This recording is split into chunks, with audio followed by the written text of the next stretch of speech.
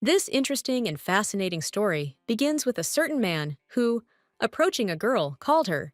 She, hearing his approach, turned towards the voice. As it turns out, the man was the butler of a girl named Jade, who tells her that she seems to be ready to go out. The girl smiled at him and said that she was ready, adding that she had already agreed to attend the evening. In response, the butler informs her that Martin Giannino will be present at the evening. The girl immediately began to fuss, but Jade said that it wasn't that important. The man asks her if she is finished as he comes a little closer to her. The girl looked at him in confusion, but replied that she was ready. In this case, the butler asks her if she is ready for the first kiss. The girl, surprised, asks him again what he means, and he says that she asked him about it herself. When the man placed his hand on the girl's chin, she thought that he did not look like himself. Without waiting for an answer, Jade leaned closer to the girl, pressing her to himself, and then moved closer to her face. The butler looked at her as if he was still waiting for an answer, unsure whether he should continue. But, one way or another, their lips were an insignificant distance from each other. The man placed his hand on the back of the girl's head for greater comfort. Eventually, the girl closes her eyes, as does Jade, and their lips merge in a kiss. She awkwardly places her hand on his shoulder, as if she doesn't know what to do with it. Thinking about Jade, she reflects that he is the person who has always belonged to her.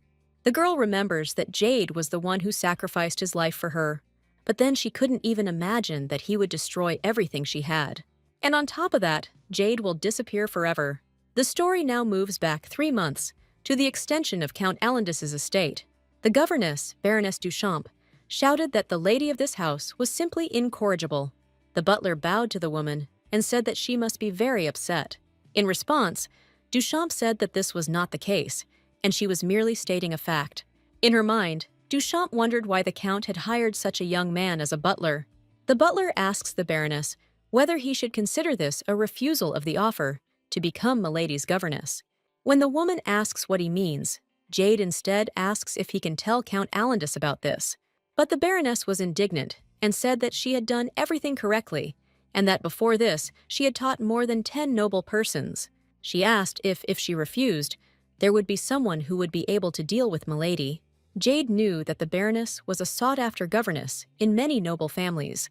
The butler tells her that they have no doubt about her reputation, since even the Count of High Opinion chose her. He added that even if the Baroness refuses, they will not demand prepayment. Baroness Duchamp thought for a moment and realized that the butler was not speaking at all like a butler. Jade says that of course he thinks the Baroness will accept their offer and maintain friendly relations between the two families.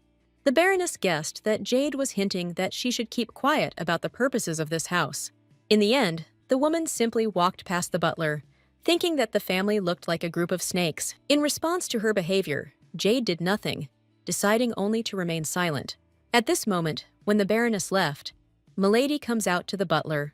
Her name is Ayla Allendon. She is the daughter of Count Alandis. As soon as Jade looked at her, he realized that the atmosphere around her had changed. Ayla says that she didn't send the Baroness away because she herself got carried away and left. Jade said that the Count had gone to great lengths to hire the Baroness, so Ayla wouldn't get away with it just like that. The girl waved it off and said that it was as if the Count was doing this for her sake. She knew that this was all just to turn her into a quiet and elegant lady, which would suit the taste of the Duke of Chamel. In the continental trade which Count Alandis would like to engage in, Duke Chamel is a leading figure. However, Jade knew that his seductive daughter had no intention of giving in to his desires. Taking Jade's hand, Ayla asked him to come with her, noting that they hadn't spoken in a long time. But the butler said that if Isla needed someone to talk to, he would send her a maid. In response, the girl looked at him with disappointment and asked him not to upset her. Isla says that since Jade became a butler, she hardly sees him. Asking if he's been avoiding talking to her, Isla wonders if Jade stopped talking to her because he became an adult earlier. Closing his eyes, the man reminded that he had become a butler 9 years ago. Finally, Ayla enters the room and asks him one last time if he wants to come in. When they entered the room, Ayla asked why Jade had sent her so many paints for painting, and he replied that she needed them. The girl felt awkward and told him that she shouldn't do that anymore. Ayla sat down on the sofa and, patting the place next to her, she invited the butler to sit next to her. But Jade didn't sit down, saying that now they were adults, and soon Isla would have her first public appearance. When she asked what was wrong with that, Jade replied that she should be wary of close contact with the male sex. In response to this, the girl only clenched her hand into a fist. Those words always ran through her head, that she and Jade were no longer children. These memories made the girl feel sad, feeling a sediment of sadness inside. Noticing her change in mood, the butler asked what had happened, but Ayla did not answer him. Jade looked at the girl, trying to figure out what he should do and how to proceed. The butler knelt down in front of Milady and tried to speak to her again. Jade says that if Isla is worried about the Baroness, then he has already ordered that Duchamp not spread rumors about her. But in response to all his words, Ayla calls the butler a fool. Jade didn't have time to think or do anything when suddenly Isla rushed into his arms. While the girl was hugging the butler, she said that he really thought she was stupid. She asks Jade if he really thinks she cares about some snobby madam. Ayla asked how Jade could call herself a male servant, telling him that he knew how happy she was to see him. Jade reflected that Lady Allandis didn't usually act so childishly. He knows that due to the loss of her mother, she can only trust him and the servants. Jade realizes that he has been neglecting Isla these past 2 years. Isla says she heard from Greta's mother that the butler won't be able to sleep until he's done his job. Jade says that it is his job, and Isla replies that she would be happy to help him in any way she could. Jade said he would be happy, and Isla adds that she doesn't say anything she doesn't think. Isla says she's heard rumors that Jade still fights with her brothers every day. Isla says that she takes back her words about the fool, and that in fact they are her brothers and father. As Jade stared at her silently, Isla asked what difference it made if he couldn't lie. Smiling sincerely, the girl said that this is exactly why she likes Jade. The butler looked back at her sadly, feeling his heart beat faster. The next scene continues in Allandis's main office, where the Count asks if the Baroness has left. Count Rohan Allandis asks what the Baroness had in mind when she left, knowing that Isla's debut was imminent. Jade reports that Isla no longer needs a governess, as the others say they have nothing more to teach her. The Count says that there is no point in intelligence, and that Ayla must be prepared for anything before going out into the world. He adds that Ayla must know by heart all the people who constantly revolve around her. Rogan states that Jade needs to find someone, preferably someone with a good reputation. In response to his requests, Jade only remains silent, continuing to listen patiently. The Count says that Duke Chamel is not fond of stubborn ladies, and Ayla must become a submissive girl. He still keeps insisting that Baroness Duchamp would be the perfect teacher for Isla. Jed explains that he was looking for governesses, but they were all already employed by other families. Enraged by his answer, the Count angrily throws a mug of coffee at him, asking if he is making fun of him. Hot drops of drink splashed across the butler's face, but he continued to hold on. The Count understands that Jade has always been submissive to him, but for some reason, he constantly gets on his nerves. But suddenly, the man thought about it, and an excellent idea, as it seemed to him, came to his mind. Having said that Jade is responsible for the Baroness's departure, the Count says that from now on, Jade himself will deal with Ayla. Regan asks the butler to teach Ayla what she needs to know, especially in relation to Duke Chamel. The Count thought that Jade knew too much for a mere butler, and this worried him. When the Count asked if the butler could teach Isla how to flirt with men, Jade was dumbfounded. Jade, confused, said he couldn't do that, and the Count asked if he had just refused him. The man asks how the butler dared to refuse him, looking him straight in the eyes. After that, he took out a whip and asked the butler to take off his shirt so he could do something terrible. 4 days later, Ayla overheard a conversation between a maid and a butler, where the maid said that Ayla's father did not know her at all. She had asked Jade to talk to Ayla, and even though they were in the annex now and not the main building, there was still a chance that gossip would spread. There are always people around them who can turn everything against them, so they always need to be careful. Later, Ayla asks Jade if he thinks she is as stupid as her father, and Jade says no. The girl tells the butler that since her father wants to sell her to the Duke at a high price, there should not be a single scratch left on her. In response, Jade says that the lady will have better options than the old Duke, and she says of course. She tells him that since he is here, she is going to learn a lot so that she can later find herself a better groom. Ayla adds that she wants to find a truly good person, not someone who will perceive her as a toy. While Jade remains silent, Isla continues that she will marry a good man and create a happy family with him. Smiling, the girl says that she wants to choose where to go and achieve everything herself. The butler has no choice but to simply agree with Milady. Jade thought he was doing a good job of containing his feelings, but Isla's firm words hurt him more than the whip. Isla tells Jade not to worry and says that when she gets married, she will take him with her. Finally, the sad butler suggests that the girl begin their occupation. Ayla learns that the most influential person in the palace at the moment is the Marchioness of Mellifina. Jade says that it took less than a month for the Marchioness to capture everyone's attention. Lost in thought, the girl asks if the Marquise is beautiful. Jade remained silent, and she said that she just wanted to understand how the Marquise got into the palace. Plus, Ayla added that she understands perfectly well that beauty does not solve everything. While Jade was at a loss for words, the girl asked him if he had seen Marquise before. Jade replies that the Marquise is a beautiful woman, but she has other good qualities. He explains that the Marquise is ambitious, sets clear goals, knows what she wants, and is not without courage. Isla listens to how, even with men, the Marquise always gets what she wants. Isla asks if this means that even if the king likes the Marquise, she can choose another person she likes. Jade says that's true, and there have been rumors lately about the Count going bad after the Marquise's refusal. While Ayla listened to Jade with interest, she said that he knew a lot, as if he knew her personally. In response, the butler said that he had met her personally when she attended an evening organized by the Count. The girl nods thoughtfully, and at the same time understandingly. She laughed and said that maybe Jade would fall in love with the Marquise. He just lowered his head and thought that it would be better if he were in love with someone. 10 days pass, and the day of Ayla's debut arrives. This is what the main hall of the Ramland Empire Palace looks like. The guests who arrived were waiting for Ayla to come out, calling her with intrigue in their eyes. When Ayla came out into the world, she understood that she came here to find a better life, so she needed to pull herself together. Ayla felt many indifferent and interested glances on her. The girl understood that she was alone here, and that she needed to pull herself together. Even though she doesn't have a mother, Ayla was able to learn and understand a lot on her own. Approaching the Emperor and Empress, Ayla bowed to them. The two just looked at each other awkwardly. As Ayla bowed, she thought that she would never live the life of a doll for a man. She approached one of the guests and introduced herself, stating her name. Despite her initial determination, the girl was already exhausted. She was being assessed like a commodity at auction, and her feet were hurting terribly because of the heels.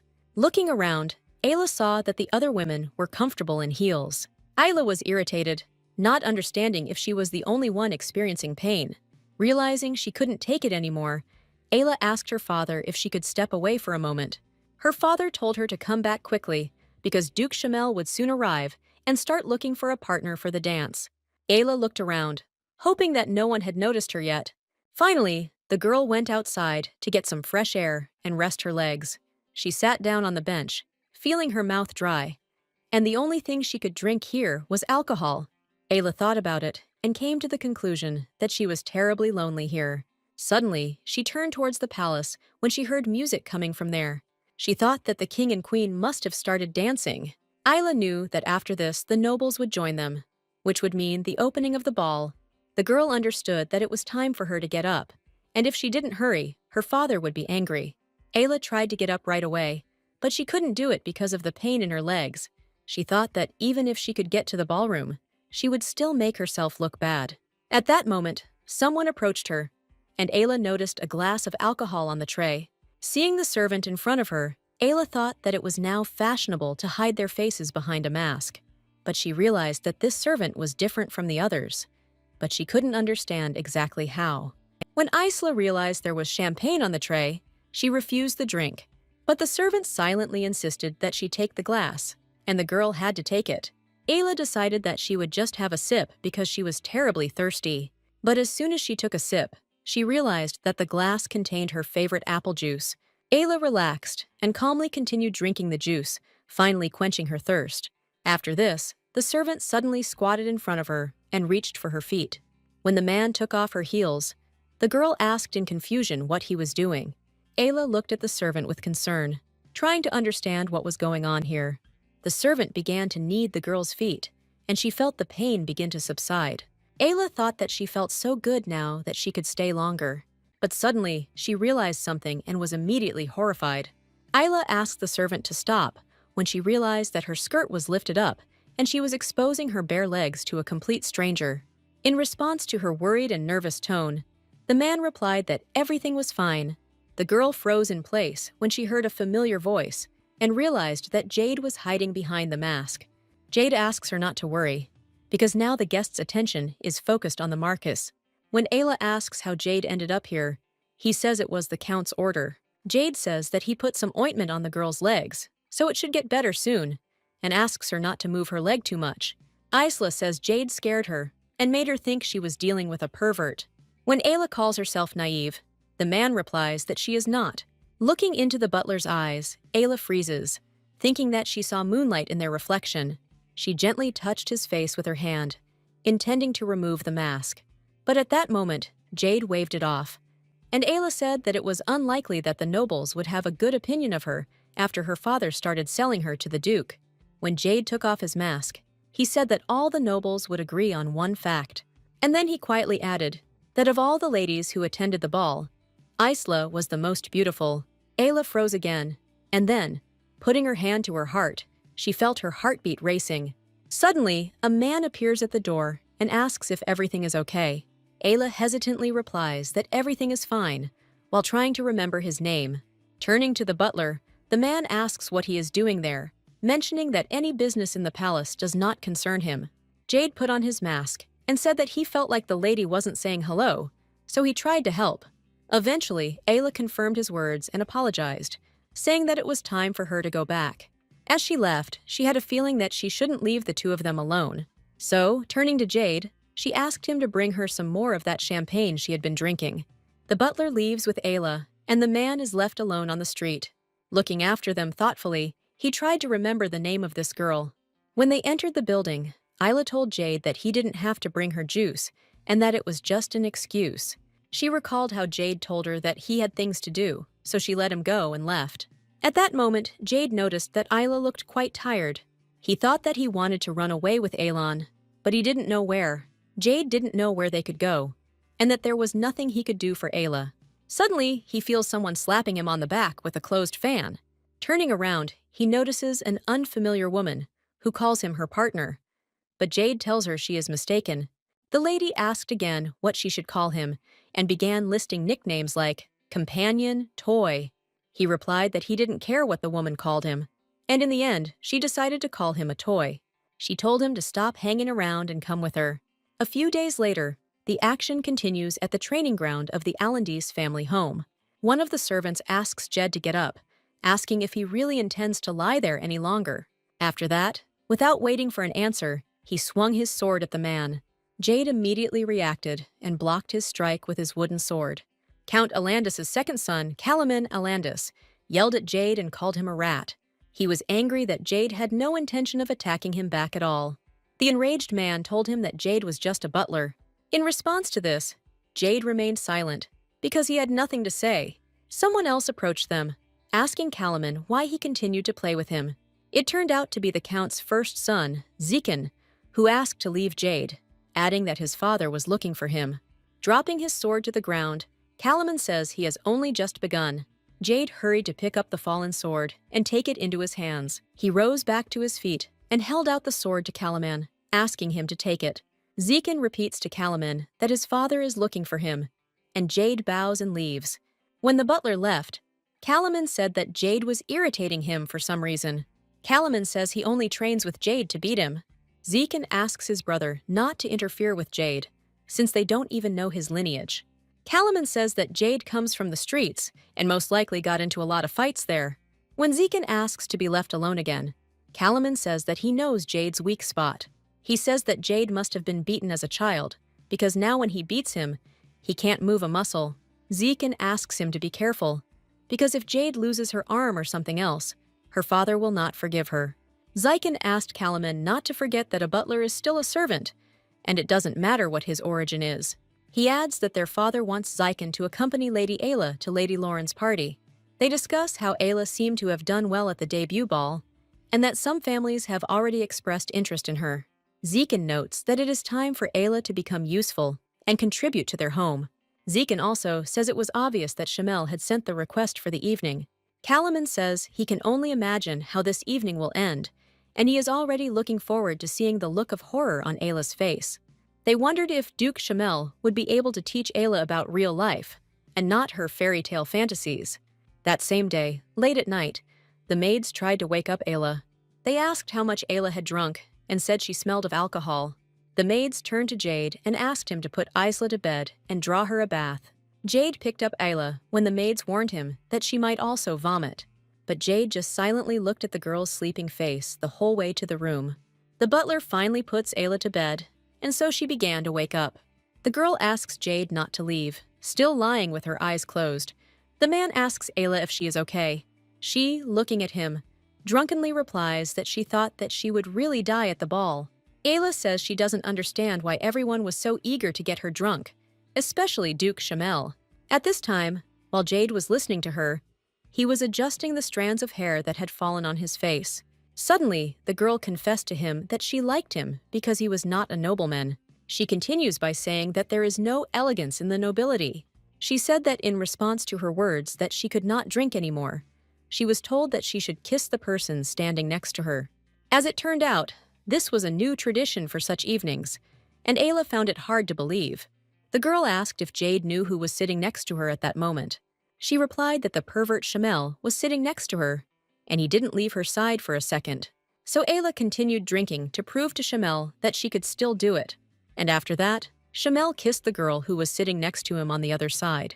Jade patted the girl on the shoulder comfortingly as she spoke, the others laughing. Isla tells Jade that she got so drunk that she fell 3 times on the way home, but she said it was the only thing she could do to protect herself. Looking the butler in the eyes, the girl asked if she had done the right thing. She explained that it was her first kiss, and that she couldn't give it to some old man. Placing her hand on the butler's face, Ayla says that she had one thought in her head today. She says that in order to live the life she wants, she will have to become someone other than who she wants. And after these words, the girl fell asleep, starting to snore quietly. The butler considered the lady poor, and felt sorry for her for everything that had happened. He wondered, looking at the girl, what he should do now. Jade thought that he couldn't protect Ayla, but he couldn't have her either. And after much thought, the man leaned closer to the girl to kiss her. After some time, a maid comes into Ayla's room. Jade, hearing her, immediately moved away from the girl and sat down. The worried maid asked the butler if Isla was okay. She told Jade he could go and thanked him for helping. While the man just silently looked at the maid, she pitied Ayla for her adventures today. Eventually, the butler turns around and leaves the room. When Jade comes to Marquise to tell her that he is leaving, he adds that he thought that she would no longer need him. In response, the Marquise said that Jade knew how to play hard to get. The Marquise felt sorry for Jade because he was working for the Count, as his true talent was wasted. She invited him to come work for her, but Jade said he had to refuse, although he was flattered by her offer. The Marchioness said quite well, if only Jade knew how many nobles wanted to be with her. But in the end, the woman simply hands Jade the papers with the words for him to pass them on to the Count. Jade decided to ask why the Marquise was trying so hard to help him. The Marquise asked if he really didn't understand that, and then said that she could get something from him. In the meantime, she asked what the relationship was between Ayla and Duke Shamel, to which Jade said he didn't know. After putting out her cigarette, the Marquise said that there were already many rumors circulating about the two of them that it was impossible not to know about. In addition to this, the Marquise said that Ayla is a very sweet and smart girl. She says that it is very sad that Ayla got such a father, because if she had also been pushed into marriage with an old pervert, she would have run away or died. When the Marchioness says she heard the Duke's merchant ship was due to arrive soon, Jade says there will be an auction. The Marchioness asked him if he thought the Duke would arrange a wedding immediately after the auction was over. She said that in exchange for Jade's youth and purity, Ayla would live a golden life. The Marquise asked the butler to massage her shoulders before leaving, and he did not dare refuse her. As the man came closer, the Marquise grabbed his hands and pulled him towards her. Looking at him, the Marquise said that he looked rough, but his eyes were filled with sadness. She added that Jade is her ideal type, and that her ex-lover looked almost the same. The woman, coming closer to him, said that Jade was too indifferent for a servant. She also noted that her lover died at their hands. When the Marquise said that Jade reminded her of Malik, he was dumbfounded on the spot. He gripped the arms of his chair tightly, thinking that this couldn't be true, and that Malik was a fairly common name. His name was Malik Joseph Astrid. Jade remembers Malik telling him to run away and that he would pay for the rest of his sins in hell. Jade wondered if the Marquise simply couldn't know his father. That same night, Jade knocked on the door of the room where Isla was, and she allowed him to enter. When the butler came inside, he asked why Isla had called him. Turning to him, the girl noticed that Jade looked tired. He replied that everything was fine, to which Isla responded that he was very formal and cold with her. Jade said that since Isla had already made her debut, there was nothing more he could do to help her. In response to his words, Ayla only looked at him silently, with her arms crossed over her chest. Jade didn't understand why he still kept remembering that day. Then, 10 years ago, Ayla brought Jade here to the palace. At that time, Jade was just an ordinary tramp. At that moment, Jade almost died. But there was only one person who saved him, and that very person turned out to be Ayla, who came to the rescue in time. 10 years later, Jade's health improved, as if he had become a completely different person. Apart from the scars left on his body, he was completely healthy. One day, 18-year-old Isla told Jade that he was late maturing, to which he replied that he was already 26. From then on, the Count began to call Jade to his place more often. And one day, he yelled at Ayla for spending too much money. But later, Jade found out and told him that there was a mistake in her calculations of expenses, and she actually spent less. Count Alandis began to entrust Jade with paperwork, and only Lady Isla gave him the strength to cope with the work. So Jade always needed a reason to stay in the annex. The reason for this was that Jade didn't want to leave Isla when everyone was already asleep. He told Ayla how the Count had summoned him to his office about some paperwork. But at that moment, Ayla herself was already fast asleep, and, accordingly, did not hear him. And then, looking at the girl that very night, Jade realized that he wanted her. And so it went on for 2 years, until 2 months ago, when that incident with Baroness Duchamp happened. Ayla asked Jade what he was thinking about, and he asked if she had said anything. Ayla asked him if he knew what day it was, but Jade couldn't utter a word while the girl was so close to him. She was surprised when Jade said that he really didn't know what day it was. Ayla told the butler that he was too smart to forget anything. After these words, she handed him the box and said that it was for him. Ayla admitted that it was bought a year ago, but Jade wasn't here then. She only now had the opportunity to give the gift. So she asked him to open the box, confident that Jade would like it. As Jade opened the box, he thought and wondered that Ayla even remembered that day. When Jade opened the box, there was a neckerchief inside, which surprised him. Ayla felt awkward, but she still asked him to let her put the scarf on him. In response, Jade just remained silent, slightly shocked and not knowing what to say. The girl took the scarf from him in order to tie it around his neck herself. Ayla approached him, and when Jade wanted to say something, Ayla asked him not to move. With her hands behind her back, Ayla began to carefully tie the butler's scarf. As she tied her headscarf, she said with a smile that she had always wanted to do this. After these words, she added that she would still have to look after her husband. Then the girl began to try to tie a beautiful knot out of the scarf. While Ayla was focused on tying her scarf, Jade looked at her silently, trying not to move at all. Suddenly, a memory popped into Jade's head, where Isla asked him not to say that he was going to die. Back then, Jade, still a little boy, looked at her with tears in his eyes. She said that she was only 10 and that there was still a lot to learn in this life. And Jade remembered that today, it had been exactly 10 years since he arrived in this place. When Ayla tied the scarf, she said that it was not easy, but that it suited Jade very well. She told him that she had chosen the scarf specifically to match the color of his eyes. Jade was surprised, and when Isla asked what was wrong, the butler asked if she meant she was looking for a handkerchief like his eyes. Ayla confirmed his words and said that sometimes there was a silver glint in his eyes. By the way, Ayla, having decided to take Jade's hand, shared that she needed to tell him something. When the butler asked what exactly, Ayla modestly replied that she had finally made a decision. Frozen in place and tense, the man asks her what decision she made. She quietly told him that she had decided who she was going to marry, thinking that there was no one else she could tell about it except Jade. Ayla says she was in Lady Karinus' salon today, and they talked about Ellermaid's poem, one of her favorites. Ayla also says that suddenly Lady Kareen started insulting her, saying that she doesn't know anything. This was what bothered Ayla the most. But today, Liegi Kareenis talked about it for so long that she even got upset. Everyone else was just watching from the sidelines. And at that moment, one young man appeared. Ayla asks Jade if he remembers the nobleman who came to their balcony that day. Then the man asked if they minded if he joined the discussion. Ayla says she thought the man didn't remember her, but he continued to have a long conversation with Kareenis. In response to Ayla's story, Jade remained silent, patiently continuing to listen. She said that the young man seemed to her to be an educated and gallant person. Ayla says he introduced himself as Martin Giannino and asks if that name sounds familiar to Jade. He replied that he knew him, mentally thinking that he himself had once told Ayla his name. He had told it before, how Martin's family owned a large estate in the Mycenae region. He also spoke about how their family enjoyed abundant harvests and accumulated wealth by collecting land taxes. Martin Giannino is the second son of the family, and he is rarely in town. Jade knew that if Isla married him, he would be free from his family. The butler knows that such a situation will be better, even for the Count, if she marries Martin, and not some old duke. Jade became convinced that they would all benefit if Isla and Martin fell in love. Jade realizes that this is really good news, and he must tell Isla about it. But instead, he decided to just leave to finally let her go.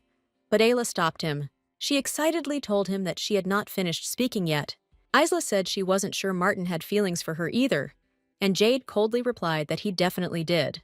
Isla was worried that if nothing happened before the end of the season, her father would force her to marry the Duke. Jade asked what Isla wanted him to do, and she replied that there would be a similar party like before in 4 days. Ayla heard that Martin was invited there too, so this time she wants to sit next to him. Jade again responded coldly and indifferently that everything was clear to him. Ayla didn't understand why Jade suddenly became so distant. However, she continued and said that the kissing game would take place, and she would definitely be able to kiss Martin. Jade listens that this will allow her to find out if Martin has feelings for her too. If Duke Shamel sees them kiss, he will no longer be interested in Ayla. Ayla says that if she is not lucky enough to get married, her father will beat her to death and starve her to death. But it will be better this way, because at least she tried. While Jade remained silent, a desperate Isla told him that she had very little time. Finally, she looked at Jade and asked him if he could teach her how to kiss.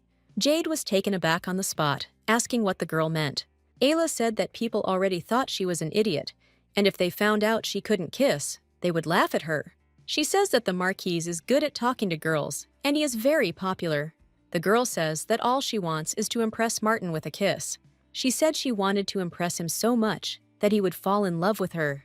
In response, Jade expressed that if Martin was a sincere gentleman, he would not be outraged by her inability to kiss. But Ayla said that Duke Shamel would send her a letter of invitation very soon. Once her father returned from hunting in a week, it would be all over for her if he saw the letter. Upset, Ayla asked Jade if he really didn't care that she might marry an old man. She begged Jade to help her because she wanted to become the woman Martin desired. Jade looked at her silently as Isla said that she was ashamed to ask for such a thing, but he was the only one she could turn to. Jade was about to say something, but her words were tangled in her jitters. The butler clenched his fist tightly, nervous and wondering what to do. Eventually, Jade moves quickly towards Isla and leans over her. But all the butler did was throw something like a blanket or shawl over the girl's shoulders. After that, he turned around and quickly walked away, leaving Ayla alone. Jade came to Marquise, and she asked what happened, because he had never drunk so much before. Jade just silently accepted a full glass of alcohol from her. The Marchioness said she didn't know what happened, but she really didn't like seeing Jade's sad face. All Jade could think about at that moment was how Isla had asked him to teach her how to kiss. The man wondered if Ayla really thought that this skill would save her. The Marquise said that Jade looks better when he is relaxed, because he doesn't remind her of Malik. The Marquise asked him what was wrong with him today, that he noticed every time she mumbled under her breath. Jade asked Marquise to tell him what kind of person Malik was. In the end, he realized that the man the Marquise had spoken about was indeed his father. And Jade also learned how the Alandi family destroyed his family. Jade learned that the Marquise family actually killed his father, and he was shocked by the news. Jade may have thought he didn't want to know, but there was no turning back time. Jace has been trying to ignore the truth all along, because of his feelings for Lady Isla. The next action continues in the extension of Count Alandis's estate. The maid asked the other why she was shouting at Lady Isla, since she knew that Isla would be worried. Ayla, in a rage, asks the maids where Jade has gone. One of the maids says that Jade accidentally injured Calaman during training. She said that for this, Jade was beaten half to death and locked in a storage room. The maid says that Jade has never really hit Calaman before, and she doesn't know what came over him this time. Ayla asked how serious the injuries were, and when the maid asked which one of them, the girl clarified that she was asking about Jade. The maid says they don't know much, because Jade was locked up without being seen by a doctor. She adds that the maid, Mila, even cried because of him when she found out about what happened. After these words, Ayla suddenly jumped up and ran somewhere. The maids called out to her and asked if Lady Isla was going to the main building. A servant entered the room to Calaman and Zekan, saying that Lady Ayla had come to see him. Zekan chuckled, thinking that Ayla had come to ask him for money for a new dress. Ayla, without waiting for permission, went inside the room herself. The girl was dressed quite revealingly, but she didn't care about it. The brothers look at her in shock and ask what she was doing here looking like that. Calaman told Ayla to leave because he was not in the mood for socializing today. In response, Ayla tells him that she heard him get hurt. Ayla said that the maid told her about it and that she was worried about him. Zekan says he just sprained his wrist and nothing more. Zekan also says that when a weapon ends up on the ground, it means defeat. Zekan wonders why Jade dared to hit him when he thought he was just defending himself. Calaman suggested that Jade had simply become emboldened because his father was not home. Ayla wished her brother a speedy recovery and asked if she could ask for a favor while she was there. Ayla said she needed to see the punished butler. When Calaman asked why, Ayla said that Jade was supposed to get her something but never showed up. Zekan said that he was locked in there, and was she really going to see him like that? Calaman asked what Ayla was looking for that made her need to see the butler in the middle of the night. Ayla wanted to repeat again that it was urgent, but Calaman interrupted her. The man said that he already understood that it was urgent, so he asked what she was looking for there. Ayla replied that she needed something feminine, and she felt awkward voicing it. Zekan said that she should look for another servant, but Calaman asked her not to listen to him and said that she should go since it was urgent. He asked James's servant to take Isla to the butler. Calaman said that Isla had even come to them for this reason, so he asked Zekan not to be angry. Ayla bowed to them and thanked them for agreeing to meet with Jade. Zekan tells Calaman that sometimes he is too soft. In response, Calaman said that they should think about the future. Ayla and the servant left the room, and the man led her to the place where Jade was locked up. At that time, Calaman said that one day, Ayla could become their only hope. The servant led Ayla to the right place and asked her to go further. Ayla's eyes widened as she entered the dark room, but she saw no one there. It was too dark in the basement, so the girl walked with a candle and the jade rock. As she walked, she accidentally tripped over something, which made her stop. Looking down, Ayla froze when she saw Jade lying on the floor, not believing her eyes. Jade was lying on the floor, truly beaten, as if he showed no signs of life at all. Ayla was in terrible shock when she saw the state the butler was in. Carefully sitting down next to the man, Ayla looked at his body, which was all covered in scars. She took his head in her hands and asked Jade to wake up. Looking at his face more closely, Ayla asked how they could do this to him. While Isla was getting something, she thought that Jade had always been by her side.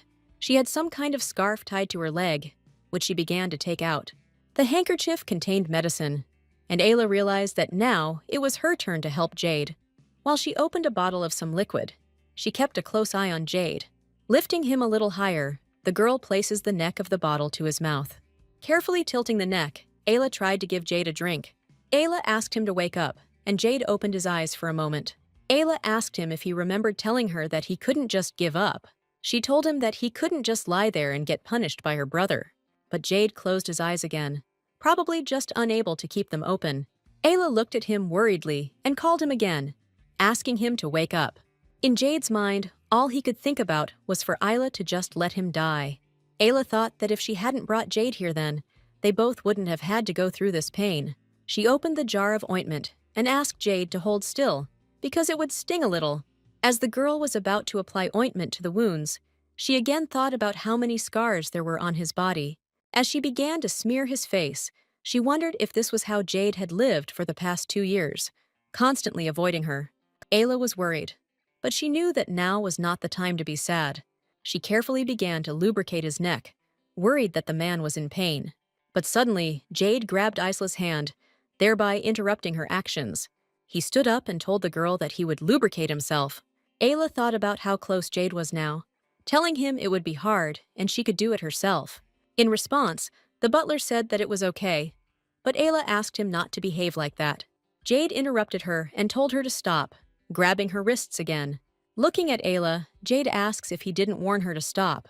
Ayla looked at him silently and slightly frightened, not knowing what to do. She ended up quietly telling Jade that she was very sorry for everything that happened. She says that she didn't understand everything before and allowed such terrible things to happen. Jade suddenly asked Isla if she really thought her marriage would change anything. The girl looked at him as Jade said that one thing would definitely change. He squeezed her wrist so hard that it really hurt Ayla. She held back, not sure she could resist. But later, Jade let her go and asked Ayla to leave here. Jade calmly told her that there was no place for someone like her here. Ayla sat silently in front of him at first, thinking about what to say to stay and help. But eventually, Ayla resigned herself, realizing that now was not the time to talk to him. She stood up and silently left the basement, closing the door behind her. Jade simply followed the girl with a look full of pain and love. He thought that he couldn't even look her in the eyes because he immediately felt his heartbeat quicken. Jade grabbed his head with his hands, wondering what he was doing. But the man understood that he seemed to have no other choice. The butler thought about how he always wanted to protect Ayla to the death. But Jade never even thought that one day he would become the one who would ruin Isla's life. J. Lucius Astrid became a name that the man had already completely forgotten. He realized that now this name would become the cause of the girl's suffering. Jade thought that even if he really had to break up with Ayla now, he would still like to touch her one last time. The next day, the maids reassure Ayla by telling her that Mila went with Chedu and brought him food and water. Ayla immediately realized that they were talking about the girl who was in love with Jade.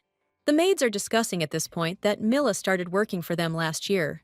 They tell how Mila fell head over heels in love with him when she received his thanks for the food. One of the maids tells how Jade asked Mila where she was from, and this really excited her. A slightly upset Isla asks if Jade really found out about Mila's family. She wondered how Jade could be so cold to her and so friendly to Mila. Ayla didn't understand why she was even thinking about it when Jade was now injured and locked up. While the maids were asking her not to shake her head too much, someone knocked on the door of the room. One of the maids allowed entry, while she was putting a slipper on the lady's foot. To my surprise, Jade walked into the room, fully dressed and collected. A worried Ayla ran up to him and started asking Jade if he was okay. She wanted to take Jade's hand, asking how he managed to get out. But the butler pulled his hand back, replying that Allah's brothers had freed him. Jade said that being locked up had given the brothers extra work. Turning to the maid Greta, Ayla tells her that she can go because she wants to talk to Jade alone.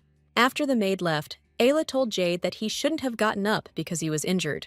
The girl asked Jade if he had visited a doctor and what he had told him, but Jade just looked at her silently in response, and Ayla asked why he was looking at her like that. The butler said that she was apparently ready to go out. Ayla woke up and realized that she had completely forgotten about it. She thinks about how Jade almost died yesterday, and here she is, getting ready for a party. Ayla said quietly that she had already agreed to attend the party. She added that she knew Martin Giannino would be present at the event. Ayla wanted to say something else, but for a moment she thought about it. The night that passed remained clear in her memory. Ayla didn't understand how Jade could act so casually. She asked him if his wounds were well treated, saying that she had some painkillers somewhere around here. In response, Jade said that she shouldn't worry about it and that he was used to it. Ayla didn't understand at all how one could get used to such horror. She remembers how many scars were left on his body and that it was very difficult for him. Ayla realized that she had been living in ignorance all this time, not even guessing what was happening to Jade. In the end, the girl decided to ask Jade for forgiveness. The butler told her he was fine, and then asked what Ayla was talking about. He quoted her words as telling him to stop crying and get up. Isla remembers that she did say that, and Jade replies that it doesn't matter. After this, the butler asks the girl if she has finished getting ready, and she said yes. Jade asks again if she's ready for a kiss then. Ayla freezes, asking what he means, and Jade reminds her how she asked him to do the same. He tells Ayla how she told him she had little time and that he should teach her how to kiss. Ayla immediately hesitated and became agitated, lost for words and not knowing what to say. Coming closer to her, the butler said that he was here to fulfill her request. After these words, he moved closer to her face, ready to kiss her. But as soon as there were a couple of centimeters left between their lips, Ayla asked him to stop. Jade asked what she wanted to tell him, but the girl remained silent. Covering the back of her head with his hand, Jade approaches her again, and Ayla thought that she couldn't utter a word. But Ayla realized that she just didn't want to say anything, so that nothing would stop them now. Jade, holding the girl by the waist, finally kisses her. At that very moment, someone knocked on the door. Ayla heard that it was a maid, and Jade had to immediately move away. Looking inside, the maid says that the carriage for Ayla is already ready. Ayla was confused and said that she was ready, and the maid replied that she could come down. But in her mind, the girl was still thinking about how she had just kissed Jade. At this moment, the butler handed the lady something, saying that she might need it, and she thanked him. After this, the man immediately turned around and decided to leave as quickly as possible. The girl called out to him, but he no longer turned to face her. In the end, Jade only told her that he hoped she was satisfied with this lesson. Ayla couldn't understand why she was so hurt to hear that her kiss with Jade was just a lesson. The girl couldn't believe that she actually had feelings for Jade. At this point, the butler told her that she could come down as soon as she was ready. He wanted to add something else, so Ayla looked at him with some hope in her eyes. But the man only told her that he hoped that Ayla would get what she wanted. Standing by the carriage, Jade asks the maid Mila if there is a blanket inside. Mila replied with a smile that there was, and added that there were drinks there too. Jade knew that the maid's name was Mila, and that she was also from the north, like himself. They exchanged a few meaningless phrases, and now Mila is head over heels in love with him. But still, Jade couldn't say that it was all in vain. Jade thought that he had to succeed in what he was going to do, and to do that, he needed a man in the estate. Soon another maid announces that Lady Isla has arrived. The only flaw in Jade's plan is the person he wanted to protect, even at the cost of his own life. The butler bowed to the girl as she was about to enter the carriage. Jade wondered if Isla was the one forcing him to do things he shouldn't. Jade didn't understand why such a small girl's hand had a power that was unimaginable. Jade took Isla's hand and helped her up to the carriage. As the girl let go of his hand, Jade wondered why she kept taking him to unexpected places. Jade knows he has a path he must follow. Zekin approaches the butler and asks if Ayla is ready. In response, Ayla herself asks him if Kalaman will go with them, and he says that he passed out from drinking all day. The butler bowed once more to Ayla and Zekin, asking them to be careful. After that, they got into the carriage, and it started moving. When they arrive at the place, Zekin thanks the queen for inviting him to the party. Zekin apologizes until someone tells him that he is a bit late. Inviting them to the table, the woman says that all the people at this table are quite influential persons. Ayla thought that she felt unwell somehow, and she was about to come up with an excuse to leave. But she understood that she could not do this, because the count was returning tomorrow, and Shamel had to send his proposal. The girl realized that she had no choice but to concentrate. Suddenly, Duke Shamel called out to her, asking if Ayla herself was really here. Ayla turned to him and noticed an unfamiliar lady next to him. As Ayla looked at her, she thought that the girl looked familiar. Ayla remembered how the Count had told her about the beautiful woman, and that she was distinguished not only by that. When the girl turned around, Ayla immediately recognized her as Marquise Melofina. Ayla couldn't understand why the Marquise looked at her so strangely. Ayla is asked if this is the first time she has seen Marquise, because it has been very difficult to cross paths with her lately. Ayla became agitated and tried to concentrate to figure out how to act. Ayla asked the woman to move her closer to the toilet, or the balcony, because she really wasn't feeling well today. Ayla said she was worried that she might ruin the evening, so she asked her if she minded. The woman said she saw one place and asked Ayla not to worry, because she would find somewhere to sit. Ayla added that if she felt really bad, she would leave, and that she was grateful for her kindness. The girl understood that if she didn't behave as she should today, she would be condemned. She knew that one way or another, she wouldn't get a second chance. Ayla felt as if some strange fate was pursuing her. She thought about Jade's return, her lessons with him, her debut and marriage to Shamel. Isla also remembered the unexpected appearance of Martin Janino, But most of all in these cases, the girl thought about Jade. Ayla didn't even have time to notice when this man managed to change so much. But she thought that it wasn't just him, and that nothing would ever be the same again. However, Ayla tried to stop overthinking, believing that everything would definitely return to its place. Suddenly, out of nowhere, Ayla trips and starts flying forward. But before she could fall, a man caught her and asked if she was okay. Ayla flinched because she immediately knew who the voice belonged to. Thinking it was fate, Ayla told him that she was lost in her thoughts. Martin asked what she was thinking, adding that the seat next to him was unoccupied. After some time, Ayla and Martin sat down at the table with the other guests. Ayla thought she was sitting next to Martin, but she couldn't talk to him because there were a lot of people around. Since Martin is the heir to the family, he is currently attracting a lot of attention. Suddenly, Duke Shamel comes up to them and says that now he understands where all the famous people gather. Ayla was shocked because she didn't expect a man to come here. Smiling falsely at him, Ayla wondered if Shamel had changed his hairstyle to look younger. The Marquise approaches the Duke and asks him if he would like to introduce her to someone. In response, Shamel tells the Marquise that he heard that she had never met Lady Ayla. Ayla says that she is honored to meet the Marquise and asks to call her simply Ayla. Isla said that she doesn't go out much, so she asks her to be lenient with her clumsiness. The Marquise, turning to the Marquise, says that he is glad to see her and compliments her on her beautiful appearance. The Marquise asks if they can join them, and the Marquise says no problem. In the end, the Marquise says that they will spend this evening all together. After an hour of sitting together, Ayla began to feel that she was already getting drunk. The Marquise tells her about rumors that Count Alandus continued the first sea route from the east to the capital. Shamel agrees with her and says that the Count will soon begin trading with the eastern continent. The Marquise knows that the Count is not the kind of person who will be satisfied with taxes alone. Ayla thought she was wrong when she noticed how the Marquise kept staring at her. Martin suddenly says that he heard that it was the Marquise who came up with their famous kissing game. The Marquise reminded him that in this game, you either have to drink or kiss, thinking that this was too easy for a game. Martin said that with the current version of the game, there are no losers or winners. Isla didn't understand why she was confused by all the words Martin said. The Marquis, addressing all the guests, asked their opinions and what they thought about this matter. While Ayla was looking at him from behind her braces, Martin suggested that everyone play this game. Isla planned to kiss Martin at Lauren's party during the same kissing game. She also wanted to test whether he liked her back, so she could become his lover. The girl understood that everything was going as she had planned, but something still bothered her. The Marquise says it is Martin's turn, asking him whether he chooses to drink or to kiss.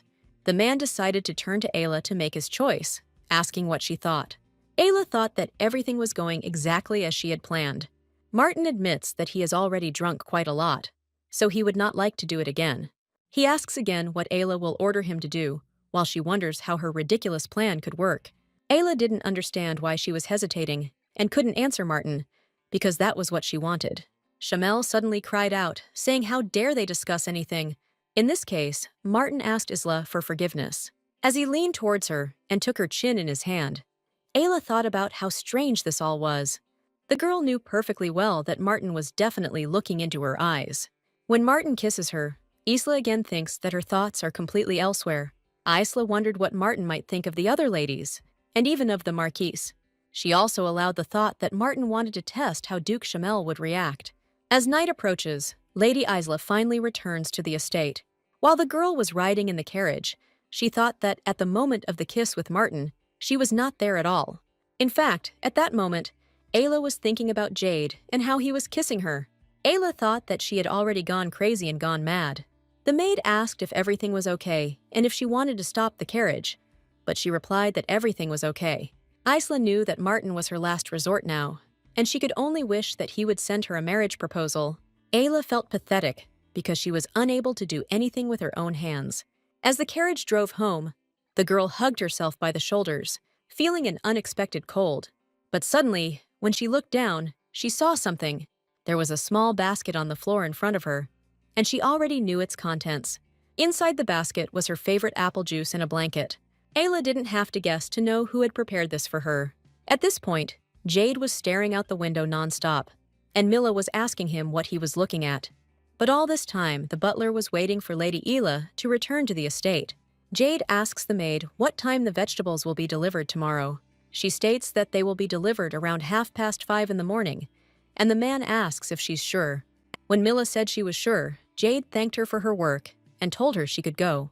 The butler had already started to leave, and the confused maid called him. In the end, the man left, and Mila still didn't understand what it was. Thus, the next day arrives. Zekin comes into his father's room and says that he returned earlier than expected. When he says he thought his father was hunting deer, he asks what made him come back.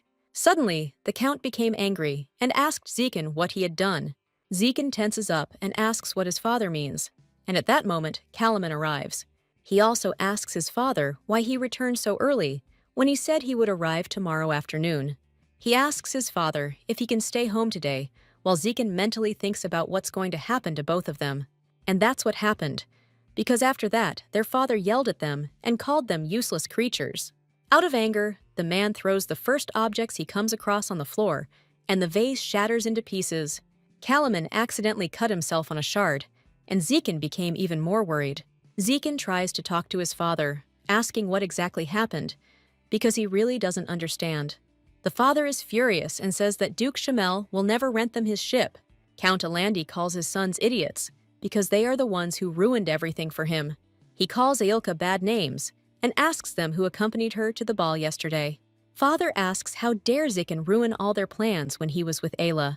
Zekin replied that he was very sorry, because he felt unwell, so he left early. When his father asks where Kalaman was, he replies that he was also feeling unwell. The Count informs them that Shamel is going to withdraw all the funds that went into investing in their business. Zekin, confused, asks what events happened yesterday that made him do this. The Count replies that Ayla was having an affair with another man while Duke Shamel was right in front of her. He adds that the Duke sent them a letter that his marriage to Isla will not take place. He also says that Isla kissed Martin Janino, and that everyone who was there saw it. But everyone saw this except Kalaman and Zekin, so the father calls them two idiots. Zekin knew his father was furious, and he decided to direct his anger towards someone else. He tells his father that they will listen to Ayla's story and then make a decision. Father agreed with this and told them to bring Ayla here immediately. Zekin said that he would bring her immediately, and he asked Kalaman to take care of his father. Zekin explains to his brother that someone needs to be with their father now. Kalaman didn't want Zekin to leave until the very end, but he still left him and his father alone. Kalaman immediately understood what this would lead to, so he immediately began to beg his father not to do anything. But it was useless, because the Count immediately took out a belt and began to whip his son. He immediately remembered Zekin's words, saying that they should keep Ayla safe in case the Duke changed his mind. After some time, the beaten Kalaman crawled out of his father's office, and at that very moment, Ayla came into his office, asking her father if he wanted to see her. The Count didn't understand how Ayla dared to look him in the eye after everything that had happened. He suddenly wanted to throw something again, but there was nothing at hand. Suddenly, the Count asks about Jade and where he is, to which the maid replied that she saw him only in the morning. The enraged man shouts that as soon as he leaves, the castle will turn into a garbage dump. Ayla was slightly confused, silently watching everything that was happening. The father was furious that the girl dared to think about something else when she talked to him. He tells her that he heard Ayla running errands yesterday while he was away, and she replied that she was simply socializing with the nobles. The man only laughed loudly at her response. He angrily asked her if Ayla really thought he was a fool.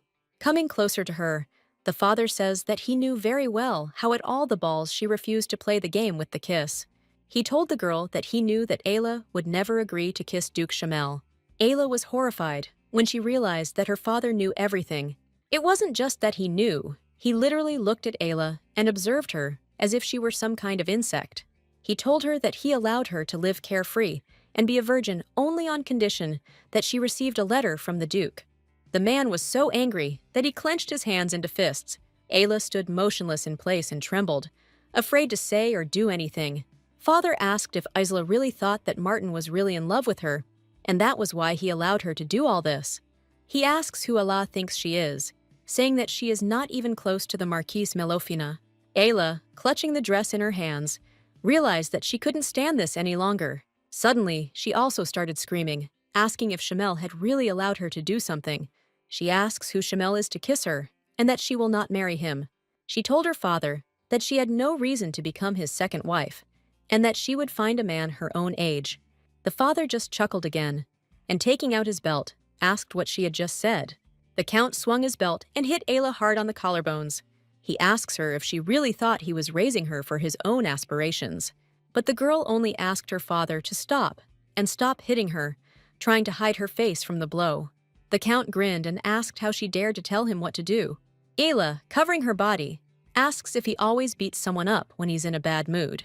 In her mind, the girl wondered if her father had beaten Jade in exactly the same way. Ayla didn't understand how Jade had put up with it all these years, and why he hadn't just run away. She thought that even she now had a desire to never appear here again. Finally, Ayla dared to say that she was going to leave this house. The Count just chuckled at her words and asked if she heard herself. Ayla continued that she would marry Martin and receive a real proposal of marriage, not a fake one. Enraged, the Count hit the girl with the belt again, reminding her where her place really was. Ayla closed her eyes, preparing for another blow. Suddenly, the Count was interrupted by a knock on the door, but he ordered whoever was standing there to get lost. Someone said that he had an urgent question for the Count, and Ayla recognized the butler's voice. In the end, my father said that since Jade had already arrived, he should come in. Walking into the Count's office, Jade says that he heard that the Count was looking for him. The Count shouts and asks where Jade has been hanging out, because he knows that he can't go anywhere without his permission. Jade said he explained everything, but first he suggested the man look at the newspaper. The butler explains to the Count that his newspaper made it onto the cover, while Ayla continued to sit on the floor. The father was so shocked by this news that he even dropped the belt from his hands. Looking at the newspaper with wide eyes, he couldn't believe that it was true. Jade tells him that this article is beautiful. He mentions to the Count that this newspaper describes in detail his trade with the Eastern continent. The Count asked the butler to give him a cigarette and then take Ayla to the basement and lock her there. Jade had no choice but to comply, so he asked Lady Ayla to come with him. When Jade came to the basement, he said that this room was the best of all. The butler left the girl alone and told her to rest while he went for medicine and food. Ayla thought that Jade had been in this basement for 2 years. She understood that if he had run away, he would never have been able to experience all this suffering himself. Ayla realized that her life had been a lie all along, and she felt ashamed and hurt by it. About 2 hours pass, and Jade returns to the basement. He was horrified when he saw that Ayla was lying on the cold floor and not moving. As the man ran up to the girl, he took off his jacket on the go to cover her. Checking to see if Ayla is breathing at all, Jade realizes that she has simply fallen asleep. As Jade approached her, he noticed the marks left on her collarbones from the belt blows. He thought that a man who did this did not deserve to be called a father. Clutching the hem of his jacket, Jade thought that right now he wanted to go up to the Count and wring his neck. The butler thought that he could do this and leave with Ayla, and they would finally be free. But in the end, Jade throws these thoughts aside and opens a jar of healing ointment. As he applied the ointment to the girl's injured skin, he thought about how he kept thinking stupid things around Ayla. Some time ago, when Ayla saw a beautiful flower, she said that she would make a crown out of it for Jade. Jade didn't have time to stop her and warn her that the flower was prickly, so Ayla accidentally pricked herself. Jade asked to let go of the flower, saying that Ayla could get hurt, but it was too late. The butler, alert, asked the lady if she was in much pain. With tears in her eyes, the girl replied that she was really in pain. Jade apologized to Ayla for not having time to warn her, but she said it wasn't his fault. Ayla said that her father hates it when someone cries, so she won't do it. Jade told her that as long as Ayla was with him, she could cry as much as she wanted. Already in the present time, Jade began to think that he should leave Ayla. He said quietly out loud that from now on, Ayla would never be happy when she was next to him. Jade said that Ayla can't be with a man who is trying to destroy this worthless family. The butler added that it was all because he couldn't give Ayla what she deserved. He knows that Ayla now has someone important to her in Martin. Placing his hand on her chin, Jade wished her to live on before he completely ruined her life. Getting closer to her face, Jade whispered that Ayla would never forgive him. When there were only a few centimeters left between their lips, Jade thought that he was imagining unreal things around Ayla. When he kissed her, He thought that it would be very difficult for him to live the rest of his life without Ayla. Jade thought that if that were the case, he would rather die. Suddenly, the man noticed that Ayla had woken up and was now looking at him with shock in her eyes. Jade pulled away, flustered, and tried to say something, but all the words came out jumbled on his tongue. But suddenly, Ayla herself wrapped her arms around his neck and pulled him closer to her. The girl kissed him again herself, while the butler froze, not believing what was happening. Ayla hugged him so tightly that Jade had to lean on her and lie on top of her. He pressed his lips to hers again, and Ayla deepened the kiss, using her tongue. Jade kept looking at her the whole time because he couldn't stop admiring her. He thought he wanted to stay like this for a little while longer and hug Ayla. His hands dropped to her waist, and the man pressed the girl to himself, moving her lips lower to her collarbones. Jade thinks that he wants to know about all of Ayla's experiences and help her figure it out.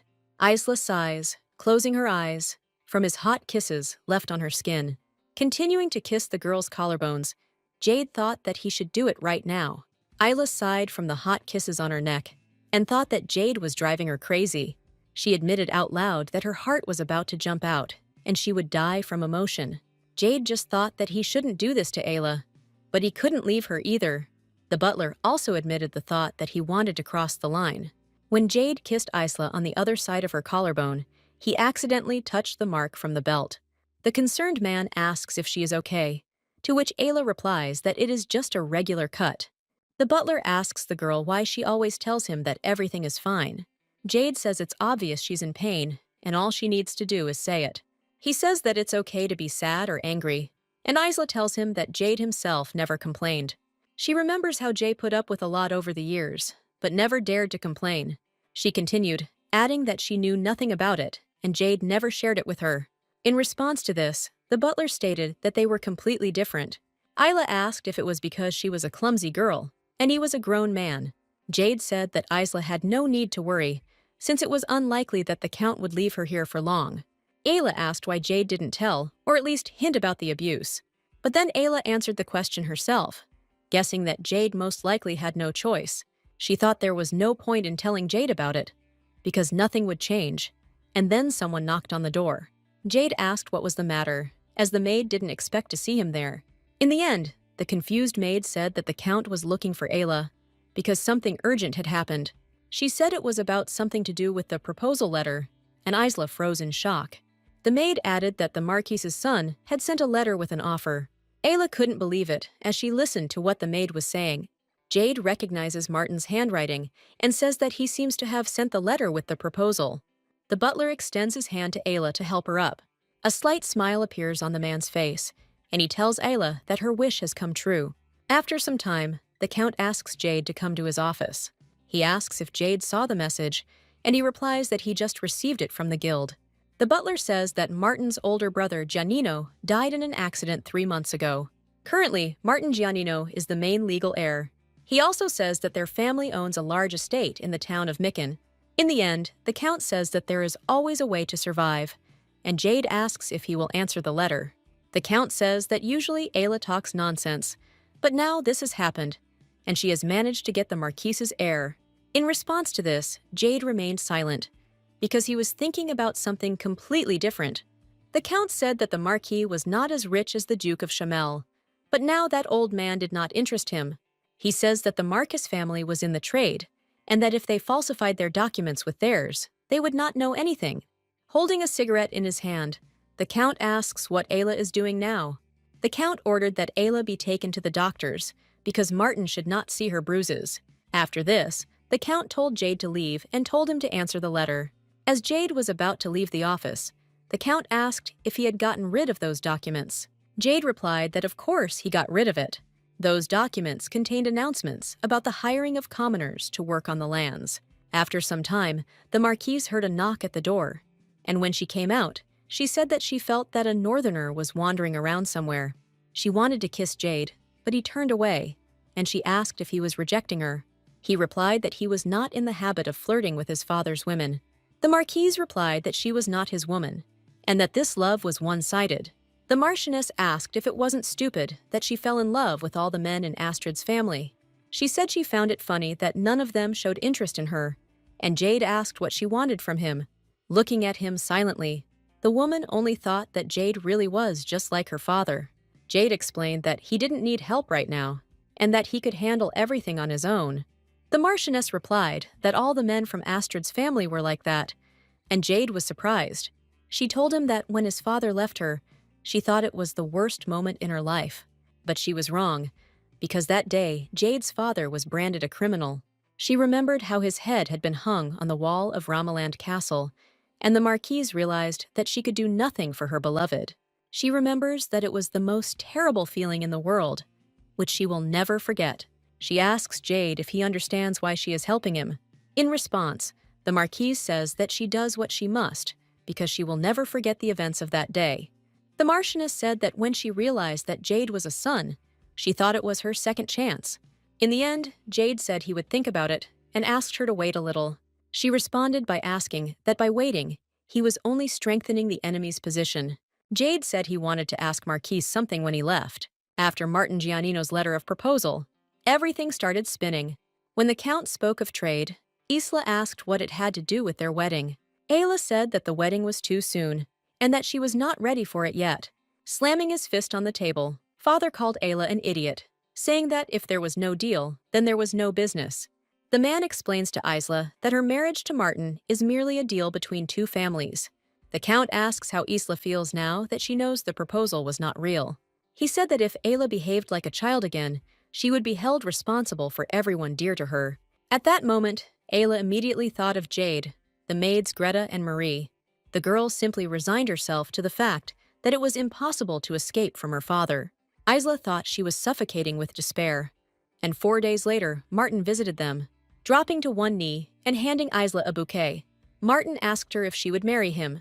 Martin asked the girl to call her simply Isla. Ayla just thought that this was exactly what she had always dreamed of. As she extended her hand to Martin, she thought that there was not a drop of joy or happiness in her now. Isla was given Martin Giannino's necklace, wondering how expensive it was. In response to this, Ayla only said that the necklace was very beautiful and that it suited her very well. The maid said that if you wear the necklace with your new dress, it will look very beautiful. While the maid was doing Ayla's hair, she said that she asked Jade to help her, but he was still not there. When Isla asked where he was, the maid said that Jade had become very busy since her engagement to Martin. The maid also noted that Jade was now quite willing to help her. She tells how he helped her unload things and sign receipts for arriving goods. After this, the maid said that she could not believe that Ayla was getting married. Ayla herself couldn't believe that her wedding would take place tomorrow. The maid noted that Ayla's bruises were almost gone, and she said that it was just in time. The maid was afraid that if there were traces of bruises, it would spoil the whole look of the dress. After this, the maid asked what kind of dress Ayla would like to see on herself, saying that white suited her. Ayla just shook her head, and the maid offered her the necklace. But in response, Ayla asked her to keep the dress she had now. When the maid tried to object, Ayla interrupted her and said that she wanted exactly this dress. No one expected Martin and Isla to get married, so even the Marchioness and the Grand Duke are coming today. The guests were discussing whether Lady Isla would move in with Martin tomorrow, since they had only known each other for a short time. Their conversation was interrupted by Ayla, who approached them and thanked them for coming. The girls were very surprised by her appearance, but said that she looked irresistible. They started showering Ayla with compliments, telling her how graceful she looked. Isla thought that she, as a young bride, and her husband Martin, looked like the perfect couple. A little while later, Ayla asked Martin if she could step away for a moment. When Ayla left, she exhaled that she could finally get out of here. As soon as the girl went outside, she immediately ran away somewhere far away. She sat down and hugged her knees, not understanding why she again felt like she was standing on the edge of a cliff. At that moment, someone approached her and asked what she was doing there. The girl turned around at the familiar voice, tears frozen on her face. In front of her stood the butler, who seemed to have been following her all this time. Jade calmly tells Isla that they are probably looking for her. She immediately realizes that something is wrong and asks Jade if he is drunk. The man hesitated and tried to answer something, but could not find the words. He scratched the back of his head awkwardly and asked how Ayla knew that, and she said she had never seen him drink. The butler responded that he did this very rarely, and she asked why. Jade, looking at his injured hand, said that he doesn't like getting drunk. Ayla recalled that whenever she drank and fell asleep, she would wake up alone the next morning. She felt lonely in those moments, and now she thinks Jade felt the same way. Gently touching his reddened ear, Ayla asked him not to worry. She told him that if he got drunk, she would take care of him just as he had once taken care of her. Stroking his cheekbone, the girl said that it was so that he wouldn't feel lonely.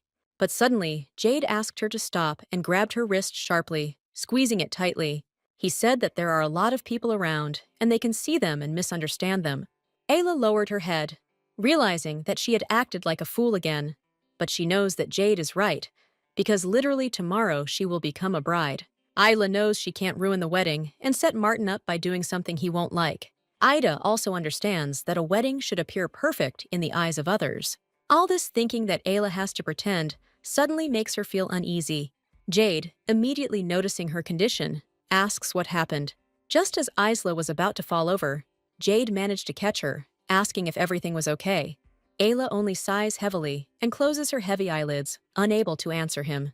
Looking at the girl, the butler notices that she is all sweaty and that she is icy. The man carefully holds the heavy bun of hair so that Ayla does not shake her head. Jade said that Isla needed to sit down and that he would call the maid here now. But in response to this, Ayla asked him in a pleading voice not to leave. Grabbing his shirt tighter, Ayla repeated that Jade should not go anywhere and stay with her. Ayla said that she was too nervous about the wedding because everything was happening too fast, and she admitted to Jade that when he was around, she felt better. Ayla said that she would not do that again and would not touch Jade like that. Ayla stuttered again that she wouldn't touch him without Jade's permission. In response to this, Jade gave her a choice that she would either touch him and hug him or kiss him. He asked if he wanted her to do it. What would she choose? But Ayla didn't have time to answer, because the butler suddenly approached her. The man hugged her tightly and immediately kissed her, placing his hand on the girl's waist. As Ayla responded to the kiss, she thought that Jade was like a rainstorm to his thirsty soul. She thought that her sleeping feelings had awakened and seemed to be screaming in triumph. As Jade slowly pulled away from her, Ayla came to the conclusion that she really did want him. But at that very moment, she immediately realized what she was thinking about. She remembered the Count's words, how he said that she could pay for her behavior, being responsible for those who were dear to her. After that, she immediately turned her head away and asked the butler to stop. Her face was covered in 3 layers of sweat as she tried to catch her breath. The girl tried to say something to Jade, but he interrupted her and asked her not to worry. Ayla didn't understand what he was getting at, so she asked him about it while looking him in the eye. Looking back at her calmly, Jade repeated that Isla didn't have to worry. When Ayla asked what he meant, Jade said he wouldn't put her in that position again. After that, he quietly said that he would no longer be near Ayla. Isla asked why, clarifying that Jade wasn't going to stay in her father's house after she moved in with Martin, but Jade remained silent. Isla explained to him that she could not take him with her right away, but in a month she would ask Martin to hire him. Straightening his tie, Jade asks what Isla plans to do with him once he gets there. Ayla looked at him blankly, not understanding what he meant. Jade asked coldly if she was going to make him her lover. Ayla was shocked, thinking that she had never heard Jade speak so harshly. Ayla didn't understand what she was thinking when she did that to Jade. After all, they had spent half their lives together. The girl recalls that they literally shared one heart between the two of them, and she also remembers that they even shared her first kiss. Ayla lowered her head and sighed desperately as Jade placed his hand on the top of her head. Jade asked her to stay safe and healthy, saying that he didn't like seeing her so down. He told Ayla to sleep more and also added that she should always be happy. He reminds her that Ayla herself always said this until she understood what he was getting at. The last thing Jade said was that Isla should never, ever forgive him. Ayla froze and asked Jade in fear what he meant. Stroking Ayla's face and head, Jade asked her to live for herself. He asked her not to give up and not to wait for the right moment, reminding her of what she told him 10 years ago. Ayla remembered telling him that she was only 10 years old, but she already knew how lonely life could be. Jade tells her that they are coping with this life alone and asks Isla not to be upset about the betrayal. Jade asked Isla not to fight the betrayal so that she could allow herself to hate and enjoy this life. Ayla began to panic. She grabbed Jade's hand and asked what he was talking about, but the butler asked her to let go of her hand. Ayla screamed and asked him why he kept telling her about others' unforgiveness and her happiness. The girl was already breathing heavily, while Jade tried to say something else. But the man stood up and silently let go of her hand when Ayla reached out to him, trying to grab hold. Ayla asked him why he never told her anything, and if he trusted her at all. Looking up at the butler, Ayla asks if she is still a child to him. Looking at the girl in response with regret and sadness, Jade could not find the right words. A confused Isla asks him how she will live in Martin Giannino's house without him. She couldn't understand why Jade was acting differently and tried to find the reason. Ayla wondered in her mind why Jade was so kind to her, even when she was feeling bad. And she still couldn't understand why Jade kissed her then. With her head down, Ayla didn't understand anything at all, and why Jade was saying such things. But among all the questions that tormented Ayla, there was one thing she knew for sure. Isla was sure that if Jade left, he would never come back. Jade leaned over to the girl and asked her to come back into the house, because it had started to rain heavily. Ayla agreed and was about to extend her hand to the butler so that he could help her up. But the girl just walked past him without saying a single word. Jade tried to talk to her, but Isla asked him to leave, saying that she would not bother him again. Jade called after her, but she didn't respond, and he silently watched her go. Eventually, Ayla broke down and screamed and asked Jade to just leave, because she couldn't stand the sight of him anymore. As she walked away, Ayla thought that now Jade could definitely stay away from her. As the girl walked away, she began to realize that she had brought nothing but pain to Jade. She mentally asked the butler to fly away to the place where he would finally feel free. The girl walked quickly towards the palace, her feet splashing through the puddles. Tears flowed from her eyes as Ayla thought how stupid and pathetic she was. All this time, someone was watching everything that was happening from the balcony of the palace. Holding a glass of alcohol in his hand, the man smiled, thinking how interesting it all was. Thus the next day arrives. Ayla raised her hand up to shield her face from the blazing sun. The girl remembers that yesterday it was pouring with rain, but today the sky was crystal clear. Coughing into her hand, Ayla thought that last night had felt like a dream, but the cough only reminds her that everything that happened yesterday was real. While Ayla was realizing that she shouldn't cough, someone asked her why they didn't go inside. Ayla turned around at the familiar voice, immediately recognizing who it was. Her eyes squinted because everything seemed so bright here in the new estate. Standing in front of her was none other than Martin Giannino, smiling at the girl. He extended his hand to Ayla and took it in his own, leading the girl to the entrance of the palace. Ayla realized that everything would change as soon as the door opened and they were inside. She knew that now all the people would greet them with applause. And after this, Ayla will officially become the bride of the heir of the Giannino family. Trying to calm herself down, Ayla told herself that it was nothing to worry about and everything would be fine. The girl understood that she had chosen this fate for herself and that she could cope. Ayla convinced herself that as soon as they entered the hall, she would forget about everything.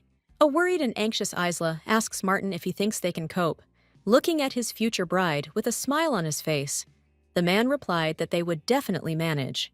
And after that, he said that it was time for them to go, because the guests were already waiting for them. Thus, they both slowly walked down the corridor, approaching the main hall. But suddenly, Ayla started coughing again, which only meant that she was sick after yesterday. The guests sitting at the table looked at the girl with concern. But Ayla, after a slight hesitation, told Martin that they could go on. And then, on that day, Isla became Martin Giannino's wife, and she became Isla Giannino. Thus, 7 years pass, and the next action continues in the house of the Giannino family. Ayla was about to go somewhere, but a servant blocked her path, asking where she wanted to go. The woman just sighed, irritated that the man was not letting her pass. She looked up at the servant with a cold gaze and calmly asked him to step aside. The servant didn't have time to utter a single word before Ayla walked around him on the other side and ran off somewhere. As she walked quickly out of the palace, the high heels of her shoes clanked loudly on the floor. The story that is about to unfold will tell of her escape from the vile Giannino family. Opening the door to the room, Ayla walks inside with a sly smile. At that moment, she caught her husband with another woman, who were in the process of undressing. Noticing Ayla entering the room, Martin loudly asked what she was doing. Ayla answered him that she was just collecting evidence, and in her hands she was holding a crystal. When Ayla ran out into the street, Martin asked everyone not to stand there like idols and to catch her. She ran to the carriage, and Martin rushed after her, not understanding where she was going. He angrily asks the girl what all this was about. Ayla pulled his hand away and said that he should know more than she did. Isla added that she would not have done this if Martin had signed the divorce papers in the first place. Martin knew that Isla was serious, and that she now even had proof. After this, the woman told Martin that they would meet in court, and she addressed him as His Highness. Addressing the carriage driver, Martin ordered him not to leave until he gave permission. Turning to Ayla, the man asked her to give him the crystal. But Ayla said she would never do that. This crystal is the visualization crystal that recorded Martin's affair. Martin seriously asked to give up the crystal before he searched Ayla right in front of everyone. Ayla remembers that Martin was exactly the same 7 years ago. He stripped Ayla in front of everyone and searched her, shouting that only she could have stolen him. But Ayla, who was naked at that moment, tried to explain to him that she had not stolen anything. With tears in her eyes, the girl proved to him that she had never stolen anything. Ayla said that it was obvious that Martin would follow her, so there was no need for her to hide the crystal with her. Martin asked to stop these games, but Ayla said that if he did not believe her, then he should check it himself. She unbuttoned her clothes wide open and showed everything to Martin. Martin asked in shock what she was doing, while Ayla responded by asking if he really thought she could have hidden the crystal even lower. The man was furious, while the confused servants and maids did not know what to do. Martin shouted and asked Ayla to stop right now, to which she only smirked. Martin realizes that Isla is trying to trick him, but he asks where she found the money for the crystal. Ayla asked him for forgiveness and said that she really did buy this crystal with her own money. When Martin said she was joking, Ayla reminded him that she worked as a servant to the Empress. Clenching his hand into a fist, Martin asked if Isla hadn't agreed to pay off her debt with that money. 7 years ago, Martin yelled at her, telling her she was nothing but trouble and that she had to pay it all back. After the wedding, things went downhill, and Martin asked Isla if she knew how much her dress cost. Martin turned out to be not such a kind man as she thought. He flared up like a match at any moment. 4 years later, Ayla was chosen as a servant to the Empress. At that moment, Martin took from her every coin she had earned. Ayla asked if he hadn't heard that she had already returned all the money. Ayla explained that she had done this a week ago. Martin, not believing her words, began to get furious and said that this couldn't be. The woman told him that the only person here who was so naive was him. She told him that he couldn't make her pay for her own investments after she had her own profits. She says she heard that his family's income exceeds 130,000 gold, and that's just for this quarter. She also says that the amount Martin initially invested was less than the original amount from the merchant guilds. Martin responded by shouting that all the troubles his family had gone through because of Isla's family could not be covered by that amount. But Ayla told him that those troubles could be balanced against the shame, abuse, and violence she had to go through because of him. And after these words were spoken, the woman again addressed Martin as His Highness. Martin became even more furious and shouted that their divorce would not solve anything anyway. But Ayla ignored his words, only becoming more convinced that she had had enough. She knew perfectly well why divorce was not an option for Martin. 7 years ago, the Alandis family was virtually wiped out. Martin was considered a victim of a wicked marriage, and everyone around him pitied him. They saw how he took control of the trade and stabilized the business, as well as how he supported his wife. In this way, he gained attention and expanded his influence, while Ayla was used as a vehicle to highlight his generosity. Martin lied to others that Isla was using him for her family. He played the victim. Isla asked Martin to check with his secretary all the receipts that proved that she had paid everything. And in addition to this, she said with a smile that the Empress was not very patient. Martin, no matter how angry he was, understood that the Empress was more important now. Finally, Ayla ordered the driver to go, and he started driving. Martin shouted after the departing carriage that she was acting too impulsively now. As Ayla rode in the carriage, she didn't understand why she still remembered Jade's words. On their last day together, he told her to always be happy, just as she had once told him. Upset, Ayla realized that she had failed to keep Jade's promise.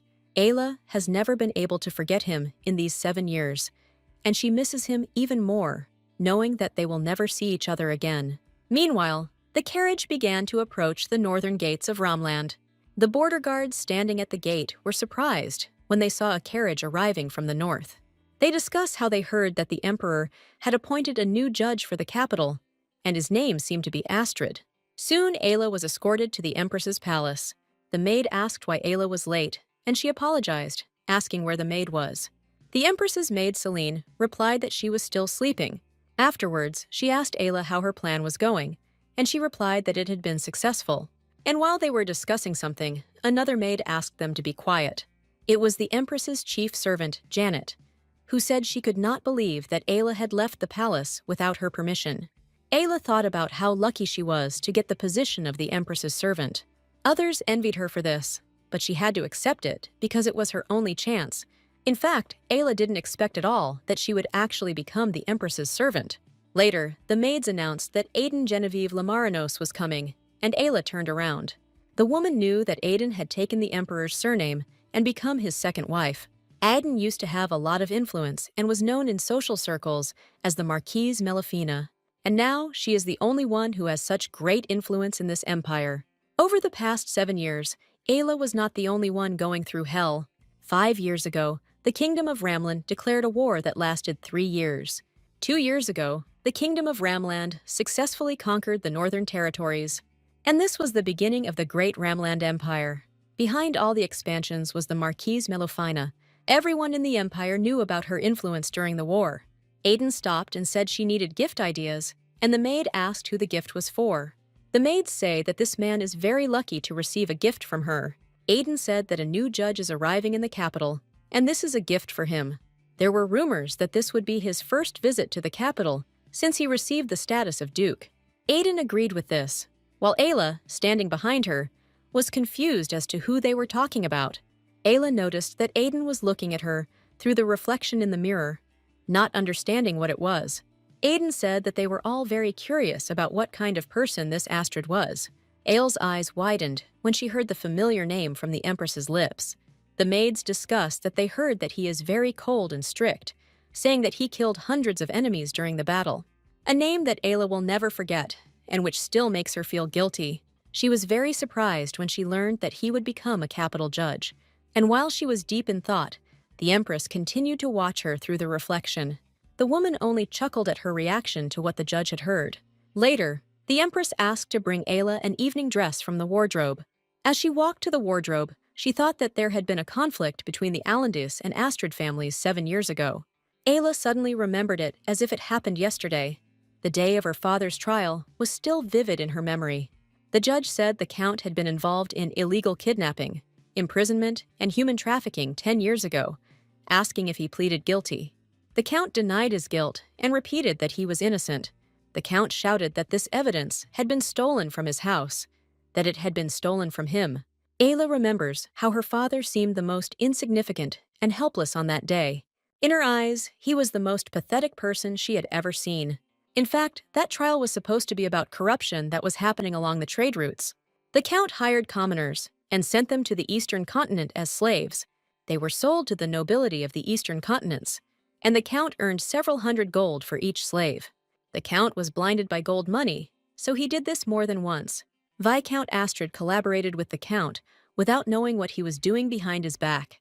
But then one of the slaves was able to escape from the eastern continent and tell the whole truth. And at that very moment, the count disappeared without a trace from the north. Viscount Astrid was executed for all the sins of the count. The Viscount was stripped of his title, and everyone on his estate was killed. Only one son of the Viscount survived, and he demanded a retrial 10 years later. Eventually, the judge admitted the truth of the charges against the count, while he continued to shout that it was not true. All the count's possessions were confiscated, and 3 days later, Count Rohan Allandis was executed. The count shouted that it was a conspiracy, that he had been slandered, and that he would definitely find evidence. The guests discussed why the Viscount's son was not present at the trial, and someone suggested that he had sent his chairman. Ayla's life seemed meaningless and worthless. After all, the luxurious life she enjoyed was at the cost of other people's lives. Ayla even wanted to commit suicide, but she simply had no right to die. But right before her father's execution, he told her that it was all his fault. Ayla didn't understand who they were talking about or what was going on, so she asked her father again. The count shouted loudly and clearly that Jade was to blame for everything, and that it was he who gave all the evidence to Astrid.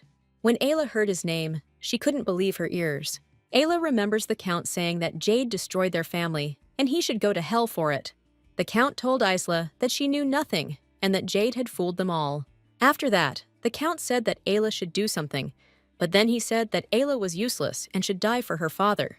And Ayla again thought that the Allandis family was at odds with Astrid's family. Outside the door, Ayla could hear the maids talking, discussing how they weren't even sure that Duke Astrid was alive after the war. One of the maids asked if a man who had served in the war could adapt to defending an entire capital. Suddenly, Ayla shuddered when she heard the maids discussing her, saying that she would be ashamed when she saw Duke Astrid. Ayla, clenching her hand into a fist, would never have thought that she would hear anything about him again. Celine asked them to stop talking because Ayla could hear them. Aiden also asked them to stop chatting and finish. Ayla sat in the wardrobe the whole time, hugging her knees. Closer to night, the maid Selena ran up to Ayla on the street. She said that it was already cold here, and asked Ayla to put on a warm shawl. Ayla thanked the maid, after which she asked if she was going to return to her place. Ayla replied no, and Celine offered to stay with her while her husband was away. But Ayla refused again and convinced the girl that she had somewhere to go. In the end, Selena agreed and said that in that case, they would meet tomorrow. Celine's husband was a lawyer and scientist, and he helped Ayla with the divorce. Ayla thanked Selena again and said that even when she gets divorced, she will never forget her help. And suddenly, the maid began to fuss and wanted to ask the woman something. She quietly asked Ayla if she would really be okay with him around, and Ayla asked who. Celine replied that in the presence of Duke Astrid, because he would become the new judge. The maid asked that if this was true, then he would be the one to judge Ayla's divorce hearing. All Ayla could say was that anything was possible. When Celine asked if everything would be okay, Ayla said she wasn't sure she could reschedule the meeting because of that. Celine said that Ayla shouldn't take such a risk if Duke Astrid was her judge, because he could rule against her. But Ayla said she couldn't wait another year just to avoid meeting the Duke. The woman told the maid in a serious tone that she had already made her decision. She also explained that she does not expect anyone to come to save her, because she is not a child anymore. Ayla said she would do everything she could to help herself. Sometime later, in the backyard of the house, the driver asks Ayla where she wants to go. Ayla named the street and said he could drop her off in front of Motan's bakery. The driver told her that there was a basket of juice under her seat and she could drink it if she wanted. As she got into the carriage, Ayla wondered what the chances were that Duke Astrid would become a judge. She thought she had already paid the price of her family's sin for these 7 years. But perhaps Ayla thought that she would have to live like this for another 7 years. And suddenly, Ayla felt something sweet. Looking out the carriage window, she looked at the trees, thinking that the apple trees had already begun to blossom. She thought that she had seen this view from the window a long time ago. She remembered spring, the wind, sweet scents, and a kiss with Jade. And now Ayla didn't even know if he was alive or where he was. And now the woman finally paid attention to the basket. She was indeed standing under the seat, just as the driver said. Ayla hesitantly took the basket in her hands and placed it on her lap. Ayla remembered that the coachman had told her that there was juice in the basket. She opened the jar of juice and brought it to her face. Smelling a familiar scent, Ayla realized that the juice was apple juice. Thinking back to Jade, Ayla thinks that he cared for her in the same way once upon a time. Holding a jar of juice in her hands, the woman thinks that today was a hard day. And Ayla was incredibly sad because she still continued to dream about Jade. Once on Marston Street, the driver informs Isla that they have arrived.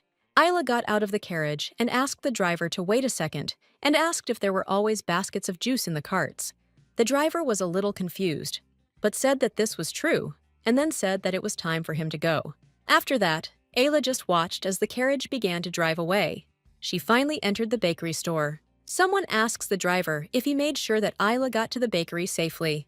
The man nodded confidently and said that he was sure, and the other called him a good fellow. After that, he asked the driver how she was, and the man asked him again what he meant. Jade asks the man again if everything is okay with Ayla. The servant said it was dark, and he could see little, but he did not notice anything unusual. After his answer, the man wanted to ask something else, and Jade let him speak. He says that taking an imperial carriage for his own use is an abuse of power, but Jade tells him that it is none of his business. The servant also asked why Isla didn't touch the apple juice, as if she didn't like it, and Jade was surprised. To this, the servant replied that she might have noticed, and Jade asked what exactly. The servant recounted how Ayla had asked him if the imperial carriages always offered this service, and he had been forced to lie. In addition, the man also said that Ayla did not seem naive at all. In response to his words, Jade only smiled slightly. The servant was surprised how the heartless Duke, a known monster on the field of pain, smiled. He remembers how there were rumors about whether Jade was really a human created in a lab for military purposes. The man recalls that Jade didn't even flinch when the Emperor gave him the title of Duke, and now he's made it all the way to the capital to become a judge. And the first thing Jade does in the capital is give Isla a blanket and apple juice in the carriage, asking him if she is okay. But the servant knows that, usually, a gift in the form of a blanket is regarded as a sign of kindness. He remembers how his sister Milla was head over heels in love with Jade, but eventually gave in. And he didn't understand how such a heartless person like Jade could be in love with the only daughter of the Allandis family. But suddenly, the servant thought that this was revenge, and in this way, Jade, on the contrary, wants to get rid of Ayla because their families are feuding. Thinking that Jade wanted to poison Ayla, the servant guessed that there might be poison in that apple juice. Jade told the servant that if he had nothing more to report, he was free to go. The man leaves, and after he leaves, Jade only sighs heavily, closing her eyes. Sometime later, Ayla enters a bakery on Marston Street. One of the workers says that they are closed, and Ayla asks her how she has been doing all this time. As soon as the girl Marie recognized her, she immediately perked up and smiled. Marie says that she will light the fireplace now, because she thought that Ayla was cold. The worker wanted to offer Ayla something to eat or drink, but Ayla refused and said that she was not hungry. When the worker said that Isla liked pound cakes, she replied that it was too late to accept them. The worker says that when Greta arrives tomorrow morning, she will definitely scold her. 7 years ago, Marie and Greta began working for the Giannino family, but soon everyone learned of the atrocities of Ayla's father. Ayla told the maids that they had to leave, and they asked what she meant. Marie and Greta asked what about Ayla, and she told them not to worry about her, because she was paying for her sins. She handed the girls something, and they asked what it was. It turned out to be the title to a small shop, and Ayla asked to accept it as compensation. In the end, Marie and Greta opened a bakery in the little shop that Ayla gave them. Marie said that Isla usually didn't come at this time, so she asked if everything was okay. Marie frowned and asked if the problem was with Martin Giannino again, but Ayla said with a smile that it was not. Ayla realized how comfortable it was here, thinking that soon she would have a real home where she would feel safe. Marie said she almost forgot to give Ayla the letter, and she asked when it arrived. Marie replied that in the morning, and handed the letter into the woman's hands. The maid asked if Ayla was happy to receive the letter, and she replied that she was. After this, Marie wished Ayla a good night, and Ayla wished her the same. Thus, the next morning arrives. Greta returns to Isla and asks if she is awake. Ayla says she didn't have to go up, because she could have come down herself. But Greta went up to Isla to feed her drawing supplies, and Isla said that was why she loved her. Isla asked if Greta could send the letters, and she said she would do it now. She told Ayla to rest and went downstairs herself, and the woman waved after her. Marie and Greta brought a few things and set up their studio. Thanks to this place, Ayla could always escape from her reality.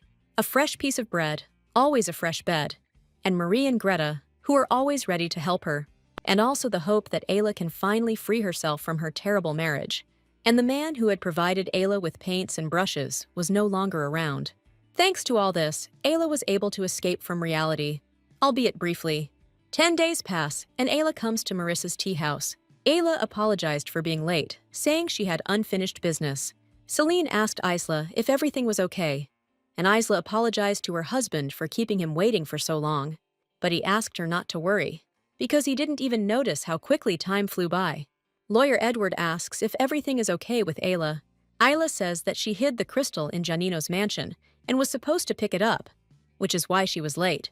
Edward asked if the crystal was intact, and Ayla said that its quality had deteriorated slightly due to the amount of mana. On the day that Isla recorded Martin's first betrayal, she placed the crystal in a vase by her bed that no one was allowed to touch. Martin blows the dust off this vase, so the crystal was safe. Ayla shared with Celine and Edward that she was caught by the gatekeeper. But fortunately, at that moment, a carriage happened to be at the gate. Ayla immediately ran to her place and asked the driver to leave. Ayla asked the driver to leave quickly and told him the street. She said the coachman looked scared, but they drove away immediately, so she managed to escape. Celine says that Isla is very lucky, and Edward notes that he is very lucky. Ayla, noticing the tone of his voice, thought that Edward sounded confused. He asked what was bothering Ayla, but she replied that it was not that important. But in fact, Ayla began to doubt a little, because everything was going suspiciously smoothly. Ayla would never say it out loud, but she actually feels like she's not that lucky. The carriage arrived right in front of Giannino's mansion, just when she needed it most. But suddenly, Ayla thought about it and realized that she seemed to know the coachman who had given her a ride. She suddenly realized that this was the same coachman who had been in the royal castle. But at that moment, it was the imperial carriage, and there was no way it could have ended up near Giannino's house. Ayla knows that Edward is a respected lawyer and an expert in his field. Having Edward as her lawyer increases her chances of winning. But Ayla didn't understand why Edward was so eager to help her. But on the other hand, if it weren't for him, everything would have been worse. Edward pulls Ayla out of her thoughts and asks what she is thinking about. In response, the woman said that she was really lucky and thanked him for his help. Selena asked her not to say that, because they were friends, and Edward said that it was natural for them to act that way. In response to this, Ayla said that, unfortunately, they would not get anything out of this matter. But even knowing this, they are still ready to help Ayla, and she appreciates it very much. Ayla decided to ask why they wanted to help her no matter what. Edward said that Celine supported him when he had nothing, and Ayla is her best friend. Edward says they don't need another reason, and Celine adds that they are truly willing to help. Ayla said that she was probably too nervous and apologized for it. But Selena smiled at her and told her that everything would be fine, asking her not to worry. Isla tells the lawyer that Martin may pay someone to give false testimony. Edward asked if Isla had anyone who could be witnesses, and Isla named Marie and Greta. But the man said that using them as key witnesses was not a good idea, because commoners were not considered trustworthy. Edward tells Isla that she probably knows that nobles sometimes pay commoners. Edward explains that the witness must be someone of noble birth, but even so, they lack noble witnesses compared to Giannino. Ayla says they have the crystal and the payment receipts that will prove Giannino has been taking her money for 7 years. But the lawyer says it could also work against her, because the bills could be a reminder of what her father did. Edward recommended that Isla find another witness, and she said she would try. Selena supported Isla and asked her not to give up, saying that she would definitely win the case and live happily. Isla said that she doesn't even care about compensation from Giannino, because the main thing for her is to win the case and get a divorce. But Selena said that money is never superfluous, and Ayla remembered that Duke Astrid would be the judge. Isla asked Selena and Edward if they thought she could really get a divorce, and they said of course she could. At that moment, Ayla looked at them with hope in her eyes. Edward says that they can easily pull it off if someone with good intentions takes their side. After meeting with the lawyer, Isla returns to Marston Street. The woman was surprised when she heard someone screaming and people crowding around. Suddenly, Ayla saw Marie falling and she ran towards her in panic. When Ayla asked if everything was okay, Marie said she had to run right away. Ayla didn't understand and asked what she meant. And at that moment, someone shouted at her.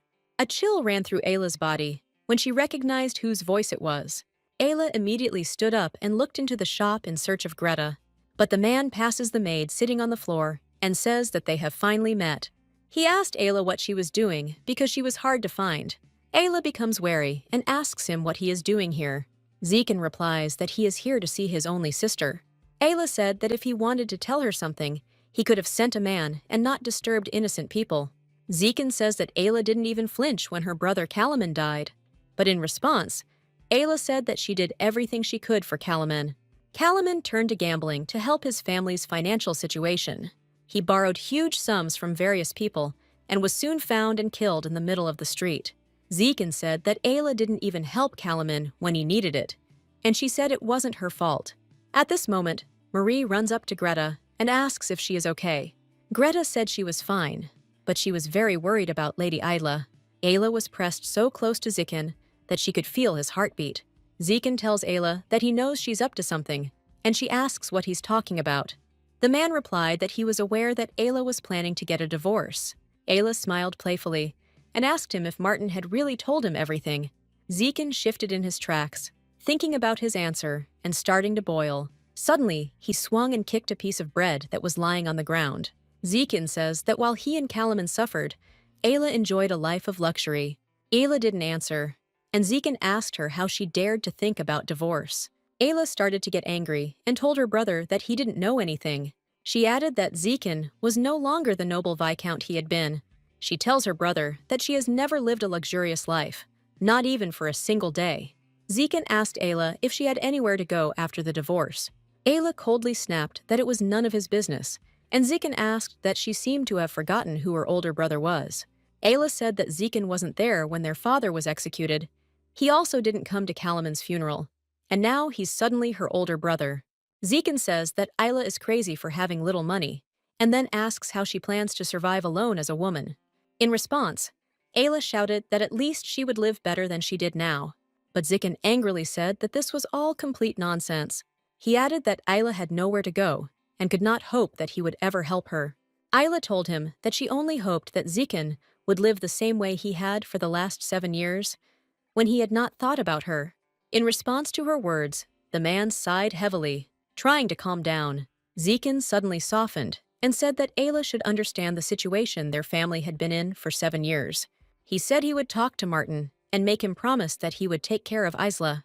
He said that if Ayla wanted, he would allow her to spend some of her salary on herself. Ayla waved his hand away, not understanding why Zekin had suddenly started acting so magnanimous. Isla assumed that Martin had told Zekin that he would help his business if he could convince his sister to back down from the divorce. She told him that she had already made her decision and that she would get a divorce no matter what.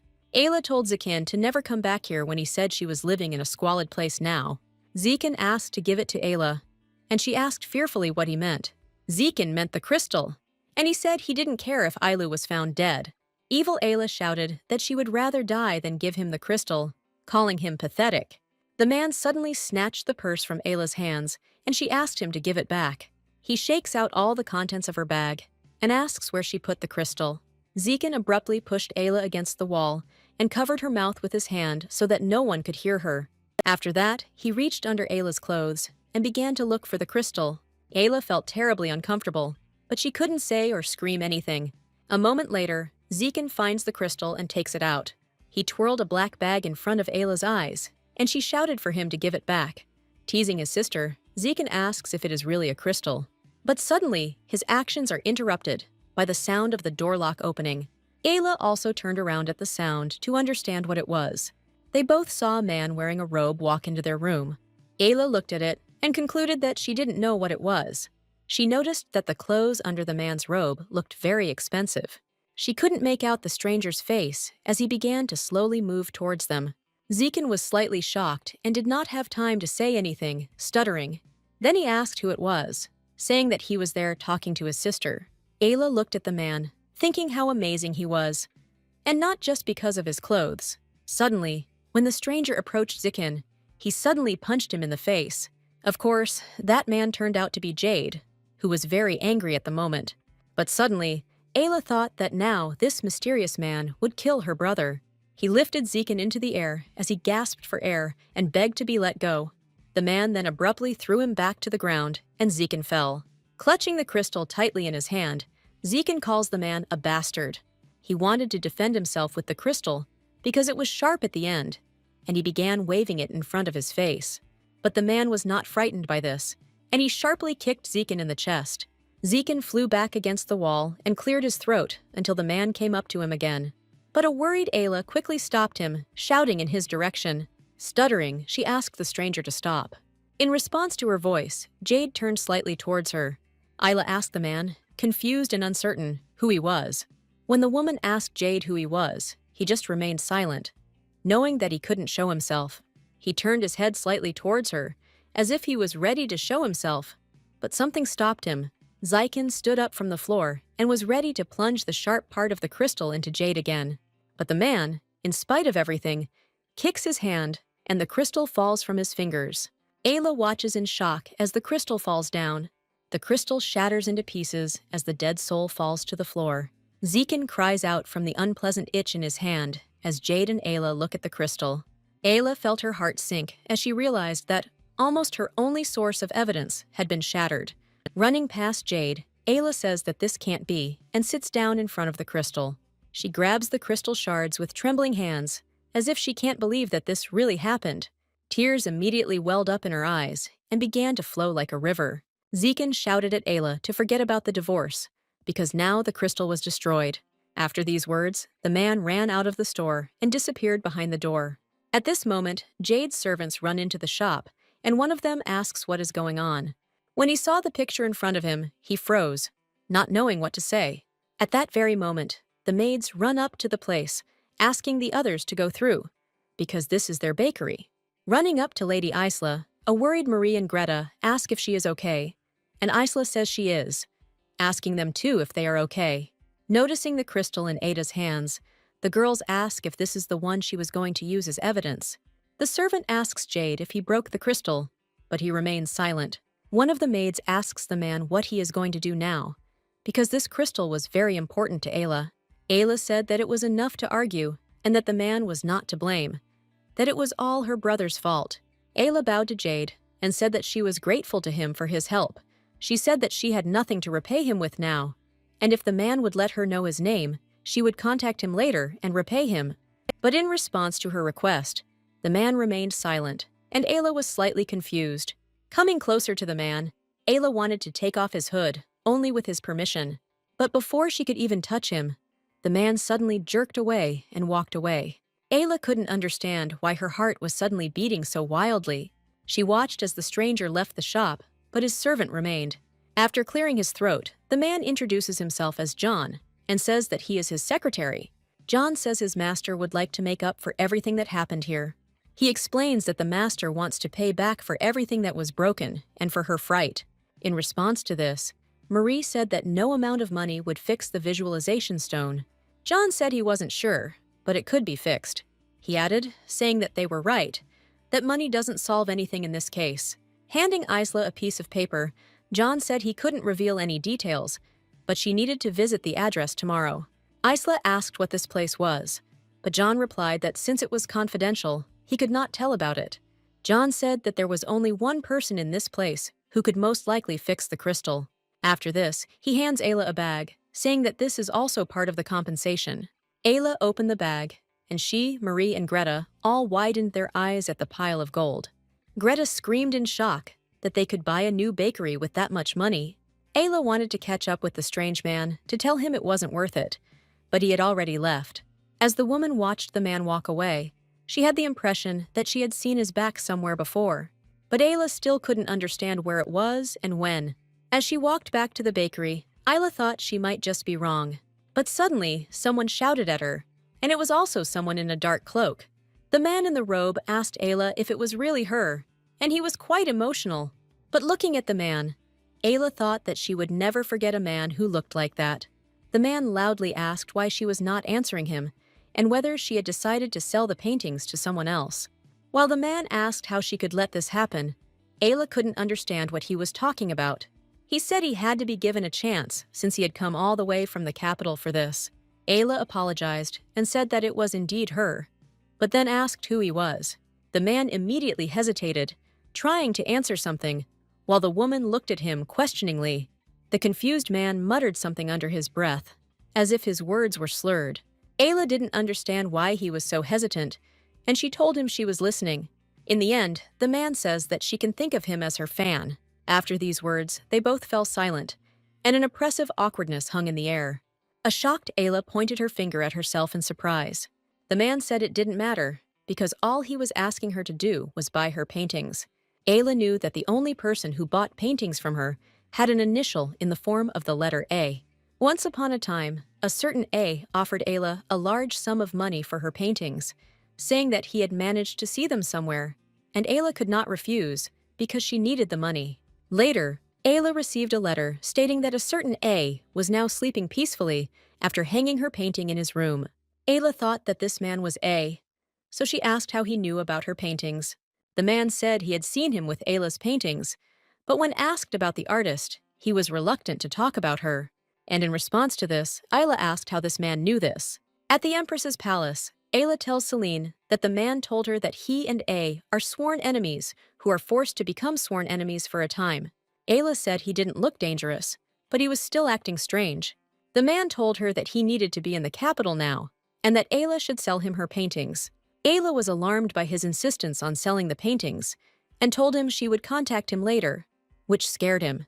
He gave Ayla his address and asked her to promise that no matter what happened, she would not stop selling him her paintings.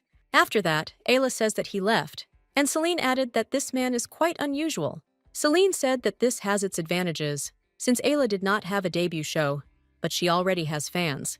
But in response, Ayla said that she didn't know how good an artist she was. Celine told Isla that she should be proud of herself, because she too was impressed by her first works. She also told her that she should be proud of her talent and not think that it was all in vain. After that, Celine asked Ayla what kind of person she thought saved her from her own brother. But Ayla didn't have time to answer, because unexpected congratulations addressed to the Empress were heard from the side. Aiden said there was no need for congratulations, because they couldn't even imagine how much work there would be now. One of the maids says that she is pregnant, and that her baby will become the heir to the throne. Ayla and Selena looked at the Empress in shock, while the former thought that Aden would become the mother of the future heir. But looking at the Empress, Ayla couldn't understand why she looked so unhappy. Everyone continued to congratulate Aden, saying that it was wonderful news. Ayla approached the Empress and apologized for disturbing her. Ayla suggested that Aden take a bath, knowing that she liked to do so when she had too many problems to deal with. Aden smiled back at her and said she would be happy to. When they finished preparing for the bath, Aden usually allows only the maid to stay in the room, and Ayla would never have thought that she herself would become this servant. Taking one rose petal in her hand, Aden told Ayla that it was the same color as her hair. She said it was very beautiful, and Ayla was a little surprised and confused. Aden said that Ayla has many qualities that she likes, and besides that, she is different from the other maids. She tells Ayla that she is smart and secretive, a little shy, but very smart. Suddenly, Aden asked Ayla if she knew why she hired her. Ayla said she didn't know, but she had always wondered why. Aden says that she made a promise to someone that she would help Ayla when she found herself in a difficult situation. Ayla was surprised, embarrassed, and asked who dared to make her give such a promise. At first, when Aden took Ayla into her service, she only wanted to show him that she was true to her word. She says she planned to fire Ayla after a year because her employment was not profitable. Aden was counting on the fact that Isla would even leave on her own before she had to fire her. But Ayla was very diligent, and she took on the job that no one else wanted to take on. And now Ayla has become important to Aden, because there are very few people like her in the world. Ayla felt awkward and suddenly wondered if she should ask Aden about Jade. While Ayla thought she knew, she had already decided everything for herself. And so she asked Aden if she could ask one question. What she asked was not shown to us, but at her question, Aden grinned, looking clearly pleased. She said without a doubt that she could help Ayla, and she asked so, didn't she? But Aden said that in return for this, Ayla would have to pay, because she would not help for no reason. Ayla said that she knew this, and that she would do whatever the Empress said. While Ayla was helping Aden button up her shirt, she said she needed more help. Aden said that now that she is pregnant, everything has become much more difficult. She added that she had no idea that the old emperor was still capable of anything. Saying that the emperor's first wife has already learned about the child, Aden says that she will need Ayla's help. Explaining that she needs someone she can trust, Aden says that Ayla wouldn't dare abandon her. Ayla thought she was planning to move to the countryside after all this, but Ayla only said that she would do everything as Aden said. Aden asked Ayla to help her with the exhibition and the masquerade ball tomorrow, because she has become a little lazy now. Aden also said that in a separate room, Ayla would find paintings prepared for tomorrow's exhibition.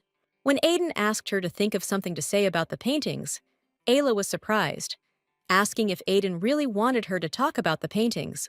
Aden said they simply buy paintings when they find out they are from the Eastern continent, but they don't know much about art.